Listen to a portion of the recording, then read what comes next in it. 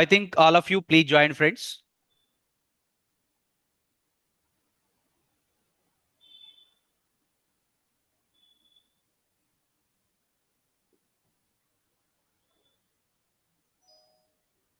Yeah, very good morning, friends. Welcome to this session. India and AP ఎకానమీకి సంబంధించి economic class is there అండి. Yes, just now started. I hope voice is clear, everything is okay. Just please check it once again.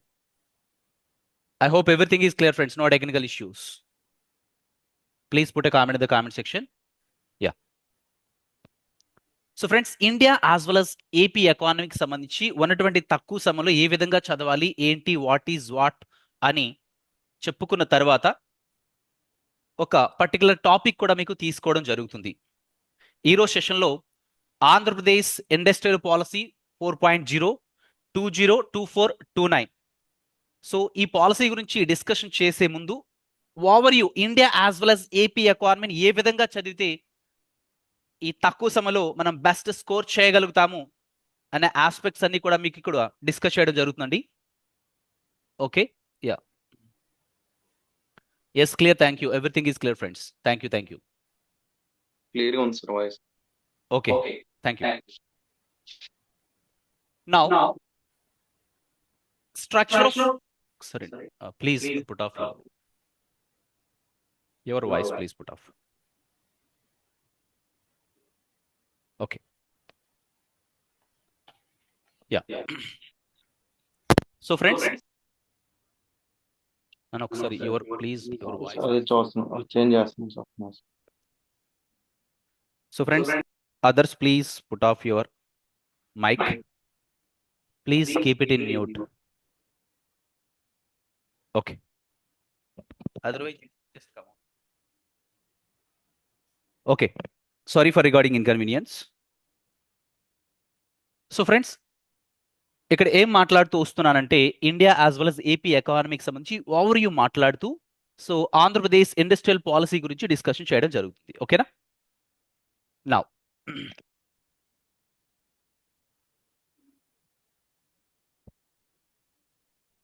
చూడండి, first unit ఏం తెలియజేస్తుంది ఇక్కడ మీకు? First unit obviously structure of Indian economy. Structure of Indian ఎకానమీలో just ఇవి basics తెలుసుకుంటే సరిపోతుంది. దీని నుంచి క్వశ్చన్స్ పెద్దగా మనం ఎక్స్పెక్ట్ చేయాల్సిన అంత ఆవశ్యకత ఉండదు. So Indian economy on the eve of independence, మన స్వాతంత్రం వచ్చిన నాటికి మన భారతదేశ ఆర్థిక వ్యవస్థ ఏ విధంగా ఉంది, ఏంటి, what is what, just brief information తెలుసుంటే సరిపోతుంది.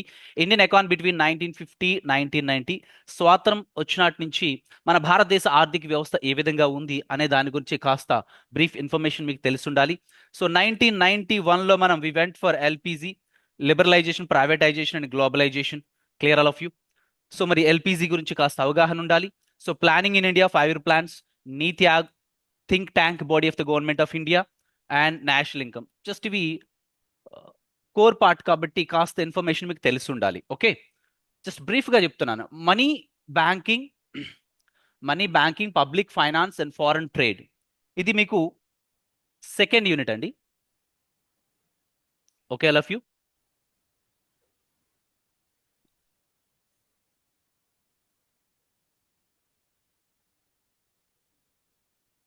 ఓకే,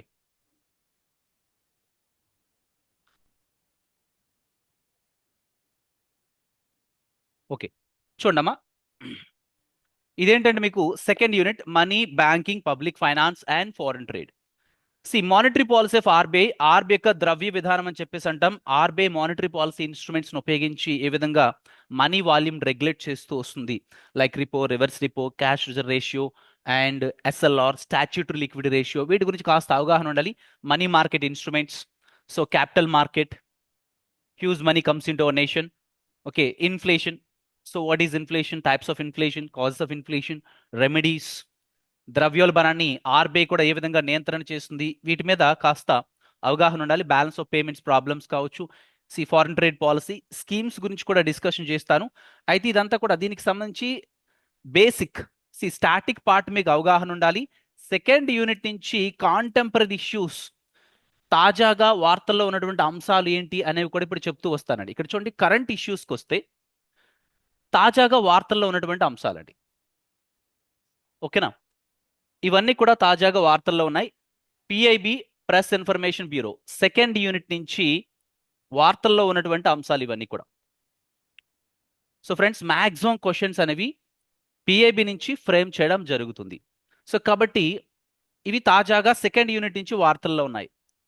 వీటి గురించి మీరు బ్రీఫ్ ఇన్ఫర్మేషన్ క్లియర్ దీని యొక్క సంబంధించినటువంటి డీటెయిల్డ్ ఇన్ఫర్మేషన్ మీకు తెలిసి ఉండాలి. డెఫినెట్గా మీరు ఆన్సర్ చేయగలుగుతారు ఇవన్నీ కూడా చదువుకోగలిగితే. ఈ తక్కువ సమయంలో ఉన్నటువంటి సమయం చాలా తక్కువ కాబట్టి సెకండ్ యూనిట్లో ఈ కరెంట్ ఇష్యూస్ దాని యొక్క బ్యాక్గ్రౌండ్ తెలుసుకుంటే it is more then enough, best score చేయొచ్చు. ఒకసారి చూడండి, ఇక్కడ యాన్ డినామినేట్ గ్రీన్ బాండ్స్, ఇవి యాన్ డినామినేట్ గ్రీన్ బాండ్స్ని REC rural electrification corporation limited అనమాట ఇష్యూ చేస్తూ వచ్చింది. It comes under the ministry of power. So Japanese yen denominate green bonds అనమాట. బాండ్స్ గురించి బేసిక్ ఇన్ఫర్మేషన్ మీకు తెలిసి ఉండాలి. ఇండియా పోస్ట్ పేమెంట్స్ బ్యాంక్, ఇది ఎందుకు వార్తల్లో ఉంది. Summary of the union budget 2024-25 and economic survey మీరు కవర్ చేస్తూ రావాలి. Central board of direct taxes 125. So advance pricing అగ్రిమెంట్స్ని రీసెంట్గా చేస్తూ వచ్చింది. సో వీటికి సంబంధించిన డీటెయిల్ ఇన్ఫర్మేషన్ మీ దగ్గర ఉండాలి. And SEBI's proposal for a new investment product, ఇవన్నీ కూడా గత 1 yearగా ఉన్నటువంటి పిఐబి ఇష్యూ సెకండ్ యూనిట్కి సంబంధించి. ఇండియాస్ డిఫెన్స్ ఎక్స్పోర్ట్స్ ఎందుకు పెరుగుతూ వచ్చాయి, ఓకేనా? So it's a welcome. So దీని వెనుక ఉన్నటువంటి బ్యాక్గ్రౌండ్ ఇన్ఫర్మేషన్ చాలా ఇంపార్టెంట్. అండ్ RODTEP స్కీమ్ అని చెప్పేసి అంటాం. Remission of duties and taxes on exported products. Remission of duties and taxes on exported products అంటే ఎక్స్పోర్టర్స్ని ప్రమోట్ చేసే విధంగా ట్యాక్స్ ఇన్సెంటివ్స్ కావచ్చు, ఇవన్నీ కూడా రిఫండ్ ఇస్తూ వస్తున్నారన్నమాట. ఇక్కడ ఏంటంటే ఎక్స్పోర్ట్స్ని ప్రమోట్ చేయడానికి తీసుకొచ్చినటువంటి స్కీమ్ ఇది. ఇంతకుముందు ఏవైతే పథకాలు రూపొందిస్తూ వచ్చామో ఆ పథకాల్లో రిఫండ్ అయితే ఇచ్చేవారు కాదు, ఇప్పుడైతే రిఫండ్ ఇస్తూ వస్తున్నారన్నమాట. Clear friends, all of you? So high inflation pulses. So pulses యొక్క ద్రవ్యోల్బణం పెరిగిపోవడం ప్రధానమైన కారణాలు ఏంటి? క్లియర్.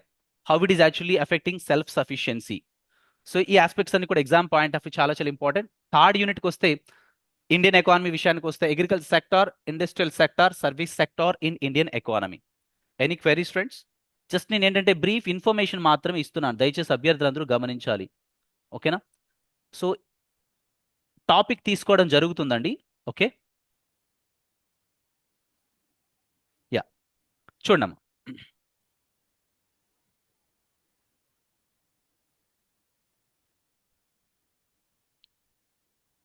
ఒకసారి గమనించండి. So agriculture sector, industrial sector, service sector in Indian economy. మరి ఈ విషయానికి వస్తే, థర్డ్ యూనిట్ విషయానికి వస్తే కరెంట్ ఇష్యూస్ ఏంటి, తాజాగా వార్తల్లో ఉన్న అంశాలు ఏంటి? ఓకేనా? Indian toy industries remarkable growth, A case study analysis. It's the part of make in India initiative. Toy industry అనమాట బాగా డెవలప్ అవుతూ వచ్చింది. సో దీని వెనక తీసుకున్నటువంటి ఇనిషియేటివ్స్ ఏంటి? And extension of production linked incentive scheme for automobile and components. ఈ production linked incentive scheme, so దీని కింద ఏ విధంగా ట్యాక్స్ కన్సెషన్స్ కానీ ఇవన్నీ కూడా ఇస్తూ వస్తున్నారు అనేది ఎగ్జామ్ పాయింట్ ఆఫ్ వ్యూ చాలా చాలా important. And logistics performance index, LPI report, recent report logistics performance index, దీని యొక్క హైలైట్స్ ఏంటి, ఈ రిపోర్ట్లో ఉన్నటువంటి హైలైట్స్ ఏంటి? Next all India household consumption expenditure survey, ఇది మ్యాక్రో అండ్ ఎకనామిక్ పాలసీస్ని ఫార్ములేట్ చేయడానికి ఏ విధంగా ఇది ఉపయోగపడుతుంది. సో బిలో పవర్టీ లైన్ ఫ్యామిలీస్ని ఐడెంటిఫై చేయడానికి సో ఇదే విధంగా హెల్ప్ అవుతుంది. సో ఇవన్నీ కూడా ఎగ్జామ్ పాయింట్ ఆఫ్ వ్యూ చాలా చాలా important. All India household consumption expenditure survey. And CSR, council of scientific industrial research and department of scientific industrial research unveil electric tiller machines to support small farmers. So ఈ electric tiller వెహికల్స్ని ఓకేనా farming కమ్యూనిటీకి ఇవ్వడం జరుగుతూ వస్తుంది అనమాట. అధునాతన శాస్త్ర సాంకేతిక పరిజ్ఞానాన్ని సో ఫార్మర్స్కి అందించడం జరుగుతుంది. And Indian agriculture research institute ఎందుకు వార్తల్లో ఉంది? గ్రీన్ హైడ్రోజన్కి ఇంపార్టెన్స్ ఏంటి? And national monetization pipe line, very very important exam point of view. సో దీని నుంచి కూడా మనం క్వశ్చన్స్ అయితే ఎక్స్పెక్ట్ చేయొచ్చు. అండ్ టెక్నికల్ టెక్స్టైల్స్ తర్వాత ఇది కూడా వార్తల్లో ఉంది. And advancements in consumer rights for electronics కావచ్చు. And dispute resolution scheme, PM Pranam, conservation of our earth.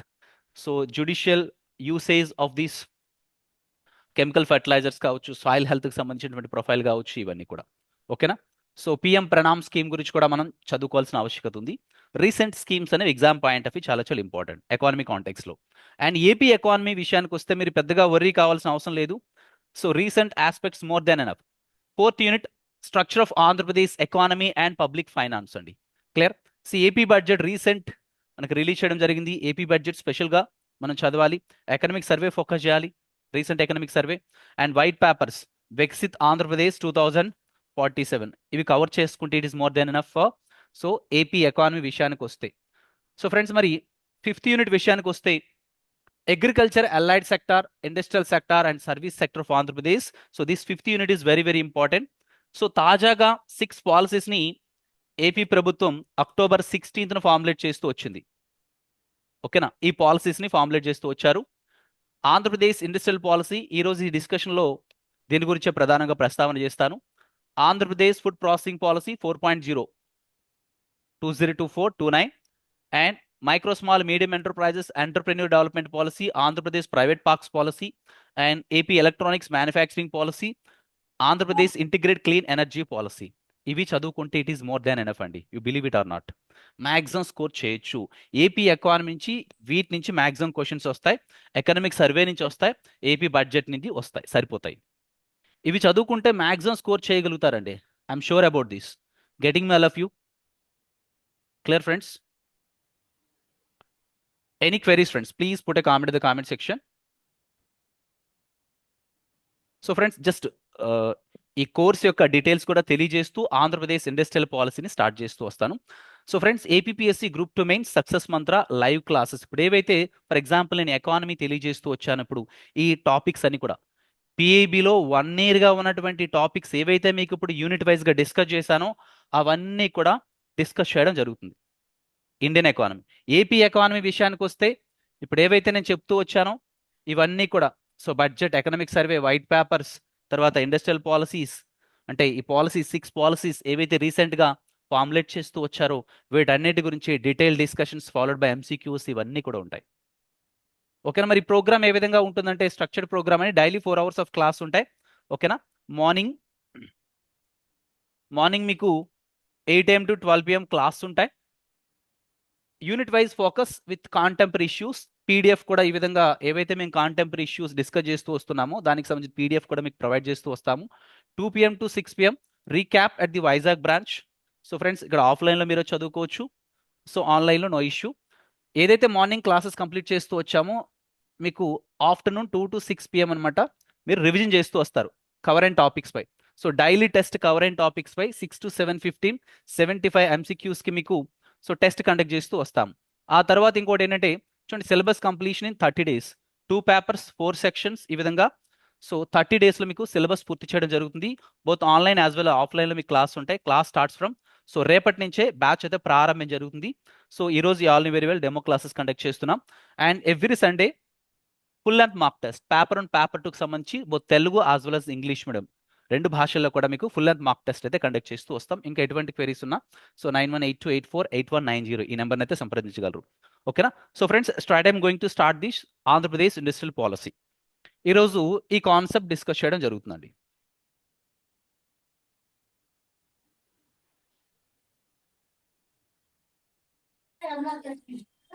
So friends, other people please put off that one. Okay. So remaining people, friends, please put off your video.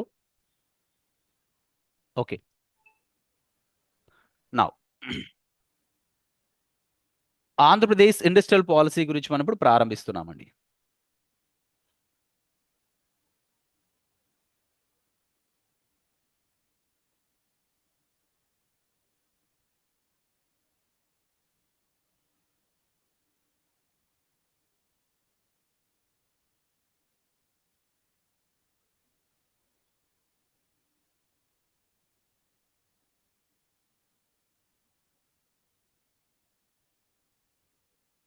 Okay friends, ఇప్పటి వరకు నేను చెప్పింది అర్థమైందా? India plus AP ఎకానమీకి సంబంధించి perfect strategy ఏంటి, అసలు ఏమేమి చదవాలి అనే అంశాలు తెలియజేస్తూ వచ్చాం. ఇప్పుడు ఆంధ్రప్రదేశ్ ఇండస్ట్రియల్ పాలసీ గురించి ప్రారంభించబోతున్నాను. దీనికి సంబంధించి ఎంసీక్యూ డిస్కషన్స్ కూడా ఎలా ఉంటాయి అనేది కూడా చెప్తూ వస్తాను. ఓకేనా? సో ఎంసీక్యూస్ కావచ్చు, ఈ డాక్యుమెంట్ సంబంధించి ఆంధ్రప్రదేశ్ ఇండస్ట్రియల్ పాలసీ డాక్యుమెంట్కి సంబంధించి ఎక్కడ క్వశ్చన్స్ ఫ్రేమ్ చేయబడతాయి అనేది కూడా నేను డిస్కస్ చేస్తూ వస్తానండి. Clear? Please put a comment in the comment section friends, getting all of you. ఇప్పటివరకు నేను చెప్పింది అర్థమైందా? Any queries please put a comment in the comment box friends. Response from all of you.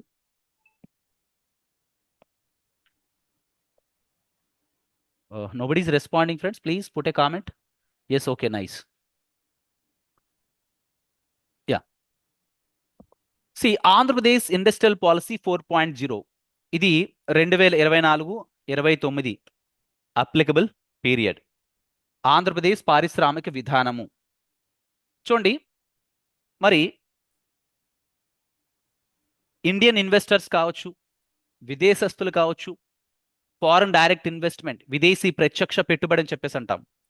మరి ఎఫ్డీఐని attract చేయాలన్నా లేదా domestic ఇన్వెస్ట్మెంట్ని ఇక్కడ attract చేయాలన్నా, so Indian investors ఇక్కడ వచ్చి కంపెనీస్ ప్రారంభించాలన్నా, ఇక్కడ ఏంటంటే ప్రధానంగా ఆంధ్రప్రదేశ్ ఇప్పటి వరకు ఎటువంటి అచీవ్మెంట్స్, ఏ విజయాలు సాధిస్తూ వచ్చింది, మరి ఆంధ్రప్రదేశ్లో పెట్టుబడులు పెట్టాలంటే ఆంధ్రప్రదేశ్కు ఉన్నటువంటి అనుకూలమైనటువంటి అంశాలు ఏంటి? వాస్ట్ కోస్ట్ లైన్ లెంత్ ఉంది. After Gujarat 974 kilometres. సో తీర ప్రాంతం ఉంది. అధిక తీర ప్రాంతాన్ని కలిగినటువంటి రెండో రాష్ట్రం ఏదైనా ఉందంటే అబ్వియస్లీ ఆంధ్రప్రదేశ్. ఇండస్ట్రియల్ కారిడార్స్ ఉన్నాయి. VCIC Visakhapatnam Chennai industrial corridors కావచ్చు. ఒకసారి మీరు గమనిస్తే విశాఖపట్నం చెన్నై ఇండస్ట్రియల్ కారిడార్స్ కావచ్చు, అండ్ హెచ్బిఐసి కావచ్చు హైదరాబాద్ బెంగళూరు ఇండస్ట్రియల్ కారిడార్స్ కావచ్చు, and CBIC Chennai Bengaluru industrial corridors కావచ్చు. వీటికి కనెక్టివిటీ ఉంది. సో బెటర్ ఇన్ఫ్రాస్ట్రక్చర్ ఫెసిలిటీస్ ఉన్నాయి. కాబట్టి ఆంధ్రప్రదేశ్కి వచ్చి మీరు పరిశ్రమల్ని స్థాపించండి. Clear all of you? FDI is nothing but so foreign direct investment, విదేశీ ప్రత్యక్ష పెట్టుబడి. So FDI means it's the part of an investment to set up an industry. విదేశస్తులు వచ్చి మన దేశంలో పెట్టుబడులు పెడతారు, డబ్బులు వాళ్ళవి, అభివృద్ధి మనకు ఉండిపోతుంది అనమాట. Clear all of you? ఇక్కడ జీడిపి గ్రోత్ రేట్ పెరుగుతుంది, ఎంప్లాయ్మెంట్ ఆపర్చునిటీస్ పెరుగుతాయి, పీసే పెర్ క్యాపిటల్ ఇన్కమ్ కూడా పెరుగుతూ వస్తుంది, ప్రజల యొక్క జీవన ప్రమాణ స్థాయి పెరుగుతూ వస్తుంది. Per capital income shows it shows the people standard of living. ప్రజల యొక్క జీవన ప్రమాణ స్థాయిని తెలియజేస్తూ వస్తుంది అనమాట. It's a welcome. Clear? So మరి ఆంధ్రప్రదేశ్కు ఉన్నటువంటి అనుకూల అంశాలు అనేవి తెలియజేసుకుంటూ ఆంధ్రప్రదేశ్ ఇప్పటి వరకు సాధించినటువంటి విషయాల గురించి ఒక 2 పాయింట్స్ ప్రస్తావన చేస్తూ, ఓకేనా, మరి ఇండస్ట్రియల్ పాలసీలో ఉన్నటువంటి హైలైటెడ్ ఆస్పెక్ట్స్ ప్రధానంగా ఈ సెషన్లో డిస్కస్ చేస్తూ వస్తారు. ఓకే, ఇక్కడ చూడండి, ఆంధ్రప్రదేశ్ అచీవ్మెంట్స్ విషయానికి వస్తే Andhra Pradesh ranks 8th in export preparedness index which is released by the NITI Aayog. Export preparedness index విషయానికి వస్తే ఇండియా యొక్క ప్లేస్ ఆంధ్రప్రదేశ్ యొక్క ర్యాంక్ ఎంతండి? 8th place. ఇవి exam point of which of the following statements are correct అని చెప్పేసి క్వశ్చన్స్ అడుగుతూ వస్తారు. Clear? So Andhra Pradesh ranks 8th in export preparedness index which is released by the NITI Aayog. ఇది ఎవరు రిలీజ్ చేస్తూ వస్తారండి? Think tank body of government of India. Clear? ఈ ఎక్స్పోర్ట్ ప్రిపేర్నెస్ ఇండెక్స్ ని నీతి ఆయోగ్ రిలీజ్ చేస్తూ వస్తుంది.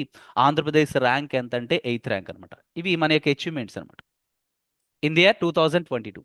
అండ్ టాప్ 100 ఎక్స్పోర్ట్ డిస్ట్రిక్ట్స్ విషయానికి వస్తే ఇండియాలో 8 డిస్ట్రిక్ట్స్ ఆర్ ఫ్రమ్ ఆంధ్రప్రదేశ్. 8 జిల్లాలు ఆంధ్రప్రదేశ్ నుంచి ఉన్నాయి. అందులో so best performance obviously Visakhapatnam, east Godavari are amongst the top exporting districts in our country. ఆంధ్రప్రదేశ్లో ఇంకా టాప్ ఎక్స్పోర్టింగ్ డిస్ట్రిక్ట్స్ ఏవైతే ఉన్నాయంటే Visakhapatnam as well as east Godavari. ఇవి అచీవ్మెంట్స్ ఆఫ్ ఆంధ్రప్రదేశ్. ఇంకా తీసుకుంటే the states stands, Andhra Pradesh stands in the top 10 in the NITI Aayog sustainable development goals performance అండి. So friends, sustainable development goals 17 sustainable development goals ఉన్నాయి, అవునా? 17 sustainable development goals. United Nations organization set obviously UNO 17 sustainable development goals. ఇవి ఇండియాలో ఏ విధంగా implement చేయబడుతున్నాయి అనేది ఎవరు పర్యవేక్షణ చేస్తారంటే నీతి ఆయోగ్ చేస్తూ వస్తుందన్నమాట. నీతి Aayog, national institute for transforming India. ఈ 17 సస్టైనబుల్ డెవలప్మెంట్ గోల్స్ ఎంతవరకు మనం అచీవ్ చేస్తూ వస్తున్నాము అనేది ఇండియాలో ఎవరు అబ్జర్వ్ చేస్తారండి? అంటే నీతి ఆయోగ్ అబ్జర్వ్ చేస్తూ వస్తుందన్నమాట. సో దాని విషయానికి వస్తే the state stands in top 10 in the NITI Aayog's Sustainable Development Goals Performance Report 2023-24. See points exam point of view చాలా ఇంపార్టెంట్ ఈ డాక్యుమెంట్ విషయానికి వస్తే. తర్వాత ఇంకా గమనిస్తే ఇక్కడ చూడండి, అండ్ అఫోర్డబుల్ ఎనర్జీ విషయానికి వస్తే excelling areas such as affordable energy విషయానికి వస్తే ఆంధ్రప్రదేశ్ ఇక్కడ ఫస్ట్ ర్యాంక్లో ఉంది. And below life below water విషయానికి వస్తే ఆంధ్రప్రదేశ్ అనేది సెకండ్ ర్యాంక్లో ఉందన్నమాట. ఈ పాయింట్స్ అనేవి ఎగ్జామ్ పాయింట్ ఆఫ్ చాలా ఇంపార్టెంట్ ఈ డాక్యుమెంట్ విషయానికి వస్తే. Clear? Any queries friends? Okay, please put a comment in the comment section if any query. Next one తెలుగులో కూడా చెప్తానండి, ష్యూర్. ఓకేనా? యా, నేను తెలుగులోనే చెప్తానండి ఇప్పుడు, నో ఇష్యూ. ఓకేనా? సో దీని యొక్క విజన్ ఏంటంటే ఏం లేదండి, ఈ డాక్యుమెంట్కి సంబంధించి అంటే ఆంధ్రప్రదేశ్ పారిశ్రామిక విధానం విషయానికి వస్తే ఆంధ్రప్రదేశ్ యొక్క విజన్ ఏంటి? Transform Andhra Pradesh into an internationally competitive industrial hub. So industrial హబ్గా తయారు చేయాల్సిన ఆవశ్యకత ఆబ్వియస్లీ ఉంది. So transform Andhra Pradesh into an internationally competitive industrial hub అనమాట. అంటే ఎగుమతులు బాగా పెరుగుతూ రావాలి, ఇంటర్నేషనల్ మార్కెట్లో మన ప్రోడక్ట్స్కి గ్రేట్ డిమాండ్ ఉండాలి, at the same time reasonable price ఉండాలి, అప్పుడే మన ఎగుమతులు అనేవి పెరుగుతూ వస్తాయి. క్లియర్? సి ప్రోడక్ట్ యొక్క క్వాలిటీ కూడా చాలా చాలా ఇంపార్టెంట్. సి పారామీటర్స్ అన్నీ కూడా ఇంటర్నేషనల్ క్వాలిటీ స్టాండర్డ్స్ ఏవైతే ఉన్నాయో వాటన్నిటిని మీట్ కావాల్సిన ఆవశ్యకత ఉంది. అప్పుడే మన ప్రోడక్ట్స్ ఆబ్వియస్లీ అంటే ఎక్స్పోర్ట్స్ అనేవి బాగా పెరుగుతూ వస్తాయి. సో ఆబ్వియస్లీ మన యొక్క ఎయిమ్ ఏదైతే ఉందో అండ్ ఇంటర్నేషనల్ కాంపిటేటివ్ ఇండస్ట్రియల్ హబ్గా ఆంధ్రప్రదేశ్ అనేది అవతరించగలదు. క్లియర్? నౌ సో ఫ్రెండ్స్ ఇక్కడ టార్గెట్స్ నుంచి మ్యాక్సిమం క్వశ్చన్స్ వచ్చే అవకాశం ఉందండి. క్వశ్చన్స్ ఎలా ఫ్రేమ్ చేయబడతాయి అనేవి కూడా నేను చెప్తాను ఇప్పుడు. చూడండి ఒకసారి దయచేసి అభ్యర్థులందరూ గమనించండి, క్వశ్చన్స్ ఎలా ఫ్రేమ్ చేయబడతాయని చెప్పేసి నేను దీని మీద ఎక్కువగా ఫోకస్ ఇస్తూ వస్తాను. క్లియర్? ఈ డాక్యుమెంట్లో ఇంపార్టెంట్ హైలైటెడ్ ఆస్పెక్ట్స్ ఏవైతే ఉన్నాయో వాటిని ప్రధానంగా ఫోకస్ చేయాలి. ఎక్కడ క్వశ్చన్ ఫ్రేమ్ చేసే అవకాశం ఉంటుంది, ఎందుకంటే డాక్యుమెంట్ చాలా లెందీగా ఉంటుంది. ఇందులో మనం కన్సైజ్ చేసి చదువుకోవాలి. అంటే క్వశ్చన్స్ ఎక్కడ రావచ్చు, జస్ట్ ఆ డాక్యుమెంట్ని ఒకసారి మీరు చదువుతూ రావాలి, వన్ టైం రీడింగ్ చేయాలి. Clear all of you? One time reading చేసిన తర్వాత బ్రీఫ్ షార్ట్ కట్ నోట్స్ రాసుకోవాలి. సో టార్గెట్స్ ఏంటి, ఈ పాలసీ యొక్క ఇండస్ట్రియల్ పాలసీ యొక్క టార్గెట్స్ ఏంటి, ఫోకస్ ఏరియాస్ ఏంటి, వాట్ ఈజ్ వాట్, ఇవి తెలుసుకుంటే సరిపోతుంది. ఎందుకంటే మొత్తం చదవాలి కాదనట్లేదు, అట్ ది సేమ్ టైం చదివిన తర్వాత కూడా గుర్తుండాలి, ఎక్కడ క్వశ్చన్స్ వస్తున్నాయని చెప్పేసి మనం ఐడెంటిఫై చేసుకోగలగాలి ఆ ఏరియాస్ని. సో ఇంపార్టెంట్ ఏరియాస్ని ఒక 4 to 5 టైమ్స్ రివిజన్ చేస్తే మీకు డెఫినెట్గా ఆన్సర్ చేయగలుగుతారనమాట. Clear all of you? చదివింది మర్చిపోయినా మళ్ళీ వృధాయే. క్లియర్? 2-3 టైమ్స్ రివిజన్ అనేది చాలా చాలా ఇంపార్టెంట్. ఫస్ట్ డాక్యుమెంట్ని ఒకసారి చదవాలి, మీకు డాక్యుమెంట్ కూడా ప్రొవైడ్ చేస్తాను. సో చదివిన తర్వాత ఏం చేస్తూ రావాలండి, మళ్ళీ ఫోకస్ ఏరియాస్ ఏంటి ఇవన్నీ కూడా స్నిప్పెట్స్ పాయింట్ ఆఫ్ వ్యూ మీరు రాసుకుంటూ ఉండాలి. Snippets point of view, gun shot points రాసుకోగలగాలి ఆ డాక్యుమెంట్ నుంచి. అండ్ ఈ విధంగా ఎంసీక్యూస్ కూడా ప్రాక్టీస్ చేయాలి, so that you will be having clarity. Clear? Now ఒకసారి చూద్దాం, టార్గెట్స్ ఏంటి, ఆంధ్రప్రదేశ్ ఇండస్ట్రియల్ పాలసీ సంబంధించి టార్గెట్స్ అండి. టార్గెట్స్ నుంచి క్వశ్చన్స్ మనం ఎక్స్పెక్ట్ చేయొచ్చు, very very important exam point of view. చూడండి ఇక్కడ ఏంటి, గ్రాస్ వాల్యూ ఎడిషన్ అని చెప్పేసి అంటామండి, జీవీ అని చెప్పేసి అంటాం. Increase the gross value addition from manufacturing from current 3.4 lakh crores నుంచి, ఓకేనా, ఎంత అచీవ్ చేయాలని చెప్పేసి మనం టార్గెట్ పెట్టుకున్నామంటే 7.3 lakh crores by the end of this policy period. అంటే 2029 కల్లా gross value addition from the manufacturing sector, తయారీ రంగం నుంచి 3.4 lakh crores నుంచి సో ఎంత అచీవ్ చేస్తూ రావాలని చెప్పేసి టార్గెట్ పెట్టుకున్నామండి, 7.3 lakh crores by the end of this policy period. Clear? Gross value addition అని చెప్పేసి అంటామండి, గ్రాస్ వాల్యూ జీవీ అంటాం, సారీ.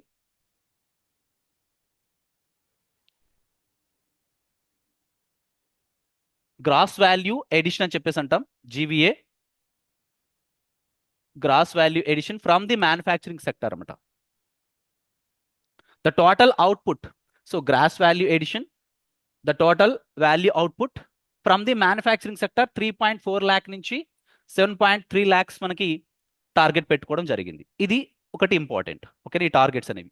తర్వాత ఏంటి చూడండి, ఇన్వెస్ట్మెంట్స్, పెట్టుబడుల్ని కొత్తగా ఎంతలా ఆకర్షించాలని చెప్పేసి మనం లక్ష్యంగా పెట్టుకోవడం జరిగింది అని అంటే ఇది కూడా important exam point of view. చూడండి ఇక్కడ attract investments worth 30 lakh crores, కొత్తగా పెట్టుబడుల్ని 30 లక్షల వరకు ఆకర్షించాలని చెప్పేసి లక్ష్యంగా పెట్టుకోవడం జరిగింది. ఇది కూడా చాలా చాలా important.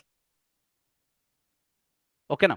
And ఎఫ్డే foreign direct investment విషయానికి వస్తే $10 billion నుంచి, ఇన్ అదర్ వర్డ్స్ 83,000 crores నుంచి, సారీ ఇక్కడ foreign direct investment, I told you friends, it's the part of an investment to set up an industry. ఎఫ్డే విదేశీ ప్రత్యక్ష పెట్టుబడులు అంట మనం ఎంతలా ఆకర్షించాలని పెట్టుకోవడం జరిగిందంటే 83,000 crores అండి. ఇన్ అదర్ వర్డ్స్ $10 billion ని విదేశీ ప్రత్యక్ష పెట్టుబడుల ద్వారా ఆకర్షించాలని చెప్పేసి మనం లక్ష్యంగా పెట్టుకోవడం జరిగింది. విదేశస్తులు వచ్చి మన దేశంలో, సారీ మన ఆంధ్రప్రదేశ్ రాష్ట్రంలో పెట్టుబడులు పెడుతూ వస్తారు. It's a welcome. డబ్బులు వాళ్ళు అభివృద్ధి మనకు ఉంటుంది, జీడిపి గ్రోత్ రేట్ ఉంటుంది. It's a welcome. Employment opportunities పెరుగుతూ వస్తాయి. ఇన్ అదర్ వర్డ్స్ అన్ఎంప్లాయ్మెంట్ తగ్గుతూ వస్తుంది. Clear friends, all of you? So కాబట్టి ఈ టార్గెట్స్ అనేవి చాలా చాలా important. Next first time employment creation of 5 lakhs, 5 లక్షల ఉద్యోగాల్ని కొత్తగా క్రియేట్ చేయాలని చెప్పేసి ఈ పాలసీ పీరియడ్లో 5 లక్షల ఉద్యోగాలను కొత్తగా క్రియేట్ చేయాలని చెప్పేసి లక్ష్యంగా పెట్టుకోవడం జరిగింది. ఓకేనా. Next one. Okay, any queries friends? Please put a comment in the comment section, friends, if there is any query. Okay. Yeah. So friends, ఇక్కడ చూడండి, next one, develop more than 175 industrial parks. ప్రతి కాన్స్టిట్యుయెన్సీలో కూడా ఒక industrial park ని ఏర్పాటు చేయాలని చెప్పేసి లక్ష్యంగా కూడా పెట్టుకోవడం జరిగింది. 175 కాన్స్టిట్యుయెన్సీస్ ఉన్నాయి, నియోజకవర్గాలు ఉన్నాయి. ప్రతి నియోజకవర్గంలో ఒక ఇండస్ట్రియల్ పార్క్ ని ఏర్పాటు చేయాలని చెప్పేసి టార్గెట్ పెట్టుకోవడం జరిగింది అనమాట. Clear of you? Next one చూస్తే increase exports by 15% year on year. YOI అంటే ఇయర్ ఆన్ ఇయర్. చూడండి 15% ఎక్స్పోర్ట్స్ అయితే పెరుగుతూ రావాలని చెప్పేసి మనం లక్ష్యంగా పెట్టుకోవడం జరిగింది. And double the export value from current $20 billion నుంచి, ఓకేనా, $40 billion. సో ఎక్స్పోర్ట్స్ ఇక్కడ ఇంక్రీజ్ అవుతూ రావాలి బై 15% ఇయర్ ఆన్ ఇయర్.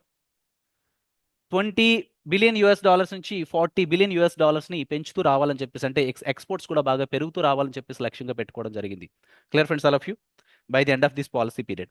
ఇవి టార్గెట్స్ అండి. ఈ targets exam point of view చాలా చాలా ఇంపార్టెంట్. వన్స్ అగైన్ రిపీట్, ఈ టార్గెట్స్ ఇక్కడ ఏం లేదండి, ఒకసారి దయచేసి అభ్యర్థులందరూ గమనించాలి.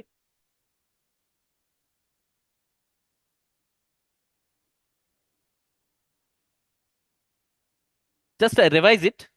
ఈ టార్గెట్స్ నుంచి క్వశ్చన్స్ వస్తాయి. మనం ఫస్ట్ పాయింట్ ఇక్కడ ఏం చెప్పుకున్నామండి, gross value addition from the manufacturing sector నుంచి తీసుకుంటే 3.4 lakhs నుంచి 7.3 lakhs వరకు మనం gross value addition from the manufacturing sector నుంచి సో పెంచుతూ వెళ్ళాలని చెప్పేసి, ఓకేనా, టార్గెట్ పెట్టుకోవడం జరిగింది. అండ్ 30 లక్షల 30 lakh crores కొత్తగా పెట్టుబడుల్ని 30 lakh crores మనం అట్రాక్ట్ చేయాలని చెప్పేసి లక్ష్యంగా పెట్టుకున్నాము. అండ్ ఇక్కడ ఫారెన్ డైరెక్ట్ ఇన్వెస్ట్మెంట్ విషయానికి వస్తే, ఫారెన్ డైరెక్ట్ ఇన్వెస్ట్మెంట్ విదేశీ ప్రత్యక్ష పెట్టుబడుల విషయానికి వస్తే 83,000 crores ని విదేశీ ప్రత్యక్ష పెట్టుబడుల నుంచి ఆకర్షించాలని చెప్పేసి లక్ష్యంగా పెట్టుకున్నాం, foreign direct investment. Clear? So friends, ఎఫ్డే it's a welcome move. ఎందుకని అంటానంటే ఎఫ్డే అనేది for about long term investment, 20 years period పాటు, సో మినిమం లాకింగ్ పీరియడ్ అనేది 20 years పాటు ఉంటుంది కాబట్టి, ఓకేనా, అంతలోగా వాళ్ళు జనరల్గా విత్డ్రా అయిపోయి వెళ్ళిపోరు, లాంగ్ టర్మ్ పర్పస్లో ఇన్వెస్ట్ చేస్తారు కాబట్టి it's a welcome move. Versus FII ఇంకోటి ఉంటుంది, ఫారెన్ ఇన్స్టిట్యూషన్ ఇన్వెస్ట్మెంట్.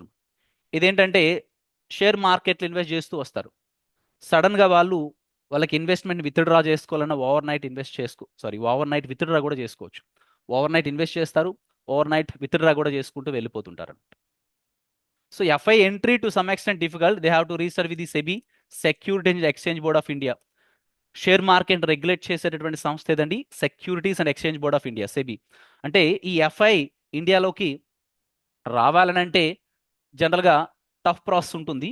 విత్డ్రా చేసుకోవడం చాలా ఈజీ. ఓవర్ నైట్ వాళ్ళు విత్డ్రా చేసుకొని వెళ్ళిపోవచ్చు అనమాట. They can flight with their capital అని చెప్పేసి అంటాం.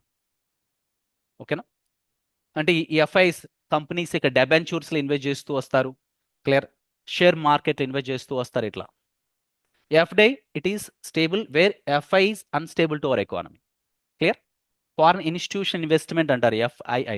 ఎఫ్డై అంటే విదేశీ ప్రత్యక్ష పెట్టుబడి, foreign direct investment, it's a welcome move. Clear? Anyway ఇవన్నీ కూడా టార్గెట్స్. అండ్ 5 lakhs జాబ్స్ని కూడా క్రియేట్ చేయాలని చెప్పి లక్ష్యంగా పెట్టుకున్నాము. ఈ పాలసీ పీరియడ్లో 175 ఇండస్ట్రియల్ పార్క్స్ని డెవలప్ చేయాలని చెప్పేసి లక్ష్యంగా పెట్టుకున్నాం. ఎక్స్పోర్ట్స్ కూడా ఇంక్రీజ్ చేస్తూ రావాలి 15%, $20 billion నుంచి $40 billion వరకు పెంచుతూ రావాలని చెప్పేసి మనం లక్ష్యంగా పెట్టుకోవడం జరిగింది ఎక్స్పోర్ట్స్ విషయానికి వస్తే. And one more issue friends, ఇక్కడ చూడండి ఫోకస్ ఏరియాస్ ఏంటనేవి కూడా మనం చూడాలి. ఇక్కడ అప్రోచ్ ఏ విధంగా ఉండాలి, ఈ పాలసీ ఎక్కే అప్రోచ్ అనేది. పాలసీ అప్రోచ్ విషయానికి వస్తే చూడండి ఇక్కడ డిఫైనింగ్ సెక్టార్స్ ఆఫ్ ఫోకస్, తర్వాత రెడ్యూసింగ్ కాస్ట్ ఆఫ్ ప్రొడక్షన్. ఒక పర్టికులర్ ప్రోడక్ట్ని తయారు చేయాలంటే సో ఇక్కడ ప్రొడక్షన్ కాస్ట్ తగ్గుతూ రావాలి, మ్యాక్సిమం ప్రాఫిట్స్ ఉండాలి. And driving initiative enabling speed of doing business, is of doing business measures అండి. అంటే గవర్నమెంట్ ఆఫీసుల చుట్టూ ప్రదక్షిణలు చేయకుండా ఎస్డిపి అని చెప్పేసి అంటాం. సింగిల్ డెస్క్ పోర్టల్ని ఎస్డిపి అంటారు. సింగిల్ డెస్క్ పోర్టల్ని సో తీసుకురావడం జరిగింది. అంటే కంపెనీస్ ఎవరైనా ఆంధ్రప్రదేశ్లో పెట్టాలనుకుంటే వాళ్ళు ఆన్లైన్లో అప్లై చేయొచ్చు. 21 daysలో వాళ్ళకి అప్లికేషన్ స్టాటస్ ఏంటనేది తెలియజేయడం జరుగుతుందన్నమాట. Clear of you. వాళ్ళు డిపార్ట్మెంట్లు అన్నిటి చుట్టూ ప్రదక్షిణలు చేయాల్సిన అవసరం లేదు. ఒక ఆఫీసర్ ఉంటారు, ఆ 19 డిపార్ట్మెంట్స్ అప్రూవల్స్ ఏంటి, వాట్ ఈజ్ వాట్ అనమాట ఎప్పటికప్పుడు ఇన్వెస్టర్కి తెలియజేస్తూ వస్తారనమాట. Clear of you. So single desk portal ఈ ఇనిషియేటివ్ తీసుకురావడం జరిగింది. 21 daysలోనే ఓకేనా అప్రూవల్ అయిందా లేదా ఏంటి, what is what application status తెలియజేయడం జరుగుతుందన్నమాట. It's a part of is of doing business measures అని చెప్పేసి అంటాం. Clear? So strengthening micro small medium enterprises entrepreneurs. MSME sector can provide more employment to the people of Andhra Pradesh as well as India. Clear? And financial incentives to fast track investment attraction. చూడండి ఇక్కడ so tax incentives కావచ్చు, tax holidays, so power tariffs కావచ్చు, ఇవన్నీ కూడా so incentives అన్ని కూడా provide చేస్తూ వస్తున్నారు to attract investments into Andhra Pradesh. Okay, ఇవి అప్రోచ్. సో ఫ్రెండ్స్ కొన్ని క్వశ్చన్స్ కూడా ఏ విధంగా ఫ్రేమ్ చేయబడతాయి ఒకసారి చూద్దామండి. All of you please answer to these questions friends. ఓకేనా? So answer to these questions. When new initiative has the government introduced to support the development of private industrial parks. Friends, private parks policy కూడా formulate చేస్తూ వచ్చారు, అది కూడా మీకు చెప్తానండి. చూడండి, creation of a new ministry for industrial parks, introduction of A private industrial parks policy, establishment of A national industrial development fund, expansion of existing public infrastructure in industrial parks. Right option for this question, friends. Response from all of you.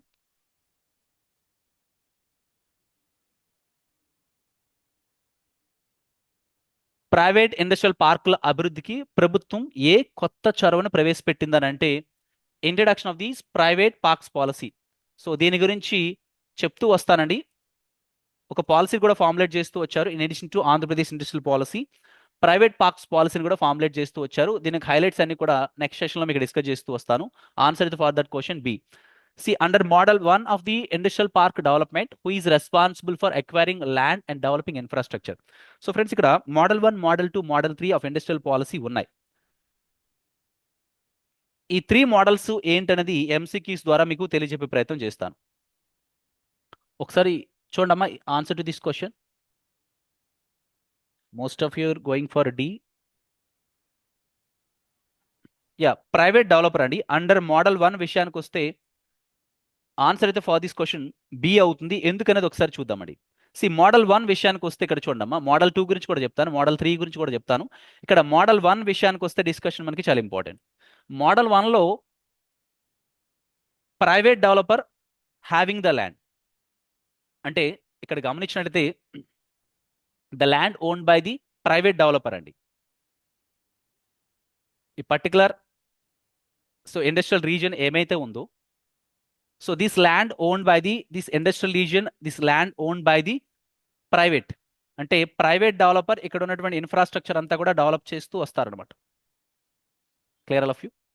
So this land owned by the completely by the private player. Private డెవలపరే ఇక్కడ industrial రీజియన్లో industrial plots అన్ని కూడా develop చేస్తూ వస్తారనమాట.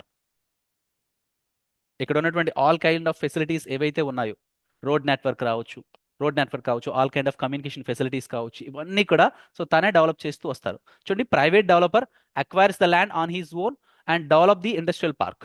Industrial పార్క్ని ఎవరు develop చేస్తూ వస్తారంటే సో ప్రైవేట్ డెవలపరే సో దీన్ని డెవలప్ చేస్తూ వస్తారు. ఇన్ఫ్రాస్ట్రక్చర్ ఏదైతే ఉందో సో రోడ్స్ కావచ్చు, కమ్యూనికేషన్ ఫెసిలిటీస్ కావచ్చు, పవర్ ఇన్ఫ్రాస్ట్రక్చర్ కావచ్చు, వాటర్ డిస్ట్రిబ్యూషన్ కావచ్చు, all kind of facilities would be developed by the private player only. See, this land owned by this industrial park, this land owned by the private player. So private ప్లేయరే ఇక్కడ ఉన్నటువంటి infrastructure facilities అన్ని కూడా develop చేస్తూ వస్తారు. ఇది first model అనమాట. Second model విషయానికి వస్తే ఏం చేస్తూ వస్తారంటే, సెకండ్ మోడల్ విషయానికి వస్తే private developer he acquires some portion of the land.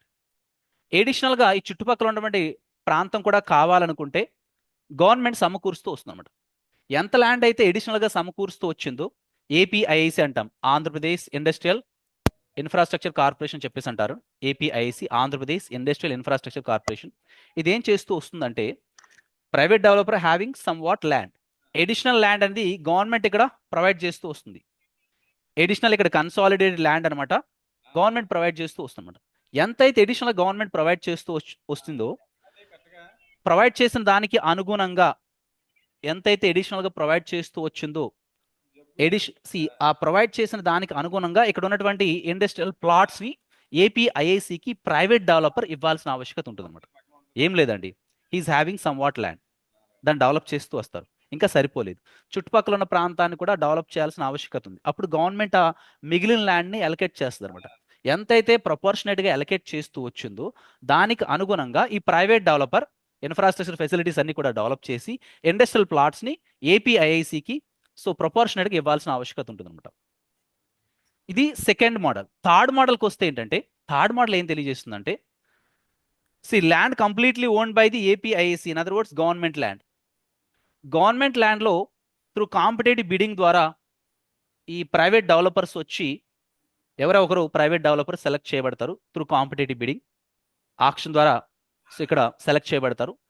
Select చేయబడినటువంటి ఈ డెవలపర్, ప్రైవేట్ డెవలపర్ ఎవరైతే ఉన్నారో సో తననమాట ఈ ఇండస్ట్రియల్ పార్క్ని బాగా డెవలప్ చేస్తూ రావాలి. సో డెవలప్ చేస్తూ ఇండస్ట్రియల్ ప్లాట్స్ని ఎవరికి ఇవ్వాల్సిన ఆవశ్యకత ఉంటుంది? ఏపీఐఐసికి ఇవ్వాల్సినటువంటి ఆవశ్యకత ఉంటుంది. So this land completely own by the government. Through competitive bidding ద్వారా ప్రైవేట్ డెవలపర్స్ వస్తారు, వచ్చి ఇక్కడ ఇన్ఫ్రాస్ట్రక్చర్ ఫెసిలిటీస్ అన్ని కూడా డెవలప్ చేస్తూ వస్తారు. ఇండస్ట్రియల్ ప్లాట్స్ని సో ప్రభుత్వానికి ఇవ్వాల్సిన ఆవశ్యకత ఉంటుంది. ఇక్కడ కంప్లీట్లీ మోడల్ 1లో కంప్లీట్లీ ప్రైవేట్ ప్లేయర్, మోడల్ 2లో half of the government, half of the private player. So government ఎంతైతే అడిషనల్గా కన్సాలిడేట్ చేస్తూ వచ్చిందో సెకండ్ మోడల్లో అకార్డింగ్లీ ఇండస్ట్రియల్ ప్లాట్స్ని సో గవర్నమెంట్కి ఇవ్వాల్సిన ఆవశ్యకత ఉంటుంది. ఇన్ అదర్ వర్డ్స్ ఏపీఐసికి ఇవ్వాల్సిన ఆవశ్యకత ఉంటుంది అనమాట. అండ్ ఇక్కడ థర్డ్ మోడల్కి వస్తే land own completely by the government, private developer develop చేస్తారు. ఇండస్ట్రియల్ ప్లాట్స్ని గవర్నమెంట్కి ఇవ్వాల్సిన ఆవశ్యకత ఉంటుంది. Hope you understood all of you. అర్థమైంది అందరికీ? Response from all of friends. So obviously friends, ఇక్కడ ఇండస్ట్రీస్ వాళ్ళు పెట్టుకోవచ్చు, వచ్చి industrial plots is nothing but so ఒక్కొక్క ఇండస్ట్రీని వాళ్ళు ఇక్కడ డెవలప్ చేసుకుంటూ రావచ్చు. ఎస్సీజెడ్ స్పెషల్ ఎకనామిక్ జోన్స్ ఏంటంటే అక్కడ కూడా పర్టికులర్గా ఇండస్ట్రీస్ని ప్రమోట్ చేయడానికి so all kind of industries అక్కడ కొన్ని సాఫ్ట్వేర్ హబ్స్ తయారు చేస్తూ వస్తారు. కొన్ని ఏంటంటే ఓన్లీ మ్యానుఫ్యాక్చరింగ్ జోన్గా సో దాన్ని డెవలప్ చేస్తూ వస్తారు. ఫర్ ఎగ్జాంపుల్ VCIC తీసుకున్నాం, విశాఖపట్నం చెన్నై ఇండస్ట్రియల్ కారిడార్ తీసుకున్నాం అనుకోండి. సో దీని ద్వారా మనం ఎక్కువగా ఎక్స్పోర్ట్స్ కనెక్టివిటీ ఉంది. విశాఖపట్నం పోర్ట్ ద్వారా ఇతర దేశాలు కూడా మనం ఎక్స్పోర్ట్ చేస్తూ వస్తున్నాం. ఇక్కడ obviously so all kind of ఇండస్ట్రీస్ని ఇక్కడ మనం ప్రమోట్ చేస్తూ వస్తాం. స్పెషలైజ్డ్ ఇండస్ట్రీస్, మ్యానుఫ్యాక్చరింగ్ సెక్టార్కి సంబంధించి. Clear friends all of you? So ఇట్లా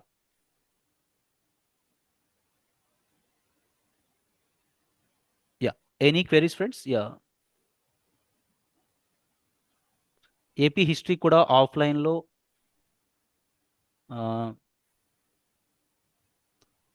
ఏపీ హిస్టరీ కూడా సో ఫ్రెండ్స్ ఇక్కడ ఏంటంటే not only Indian economy, AP economy అండి. ఈ 4 hours ఆఫ్ క్లాసెస్లో ఫస్ట్ 15 days మీకు ఏ విధంగా ఉంటుందంటే AP history India plus AP economy class అవుతూ వచ్చాను. మీకు స్టడీ ప్లాన్ కూడా ఈరోజు ఈవినింగ్ కల్లా అప్డేట్ అయిపోతుంది మీకు రెస్పెక్టివ్ కోర్స్లో ఈ సక్సెస్ మంత్ర క్లాసెస్లో. ఓకేనా? ఈ 1 మంత్ పాటు 15 డేస్, అంటే 15 డేస్లో 2 సబ్జెక్ట్స్ అవుతాయి. అంటే 2 అవర్స్ 2 అవర్స్ అనమాట. ఈ సబ్జెక్ట్ 2 అవర్స్ ఉంటుంది. AP history, Indian economy start అయింది అనుకోండి, 2 అవర్స్ 2 అవర్స్ ఉంటాయి. తర్వాత next 15 days science and technology, so Indian polity. So ఈ విధంగా మీకు షెడ్యూల్ ఈవినింగ్ కల్లా మీకు రిలీజ్ చేయడం జరుగుతుంది. Clear all of you? So schedule ప్రకారం మీకు క్లాస్ ఉంటాయండి. సో కంప్లీట్ అయినటువంటి క్లాసెస్ పై ఈ విధంగా మీకు సో డిస్కషన్స్ ఉంటాయి, ఎంసీక్యూస్ కండక్ట్ చేస్తూ వస్తాము, మార్క్ టెస్ట్ కండక్ట్ చేస్తూ వస్తాము, అండ్ వీకెండ్కి వచ్చినప్పటికి ఫుల్ లెంత్ మార్క్ టెస్ట్లు కూడా కండక్ట్ చేస్తూ వస్తాం. సో కంప్లీట్గా ఈ విధంగా పేపర్ 1 పేపర్ 2, సో 30 డేస్లో 4 సెక్షన్స్ అన్ని కూడా కవర్ చేస్తూ వస్తాం. And unit wise PDFs provide చేస్తూ వస్తాము. Clear all of you? Model 3 ఒకసారి ఎక్స్ప్లెయిన్ చేయండి అని అన్నారు. Okay okay. మోడల్ 3 ఇక్కడ ఏం లేదండి, వెరీ సింపుల్ అండి. మోడల్ 3 ఇక్కడ చూడండి, government APIAC will provide private developers with identify industrial land. So government ఇక్కడ ఒక ప్రాంతాన్ని ఐడెంటిఫై చేసి ప్రైవేట్ డెవలపర్కి ఇస్తుంది అనమాట. త్రూ కాంపిటేటివ్ బిడింగ్ ద్వారా ఈ ప్రైవేట్ డెవలపర్ సెలెక్ట్ చేయబడతారు.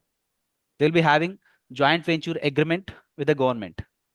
సో గవర్నమెంట్తో ఆబ్వియస్లీ వాళ్ళు జాయింట్ వెంచర్ అగ్రిమెంట్ కూడా చేసుకోవాల్సిన ఆవశ్యకత ఉంటుంది. సో కాంపిటేటివ్ బిడింగ్ ద్వారా ప్రైవేట్ డెవలపర్ సెలెక్ట్ చేయబడతారు.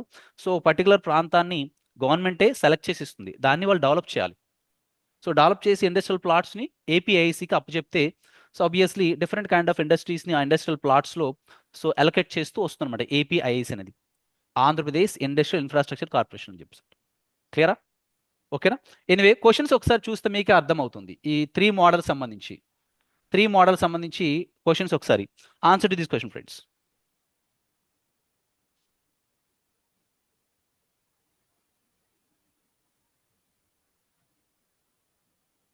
Just a minute friends. Yeah.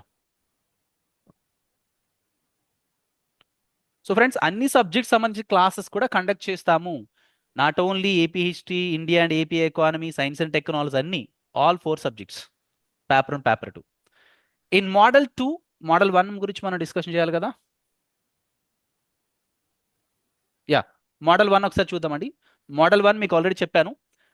Under model 1 of industrial park development, who is responsible for acquiring land and developing infrastructure? Answer to this question friends. I told you already, the private developer. First model lo the land acquired by the private developer, he develops the entire infrastructure. Clear? The private developer, completely by the private developer, I told you. Obviously B is the red option for this question, I told you already. And next second model ఇప్పుడు చేయండి, answer చేయండి. Second model answer చేయండి.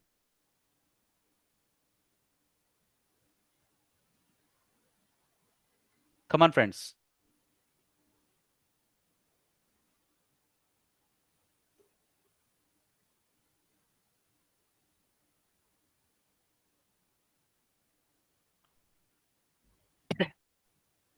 చూడండి, in model 2 of industrial park development, what role does the government play in land acquisition?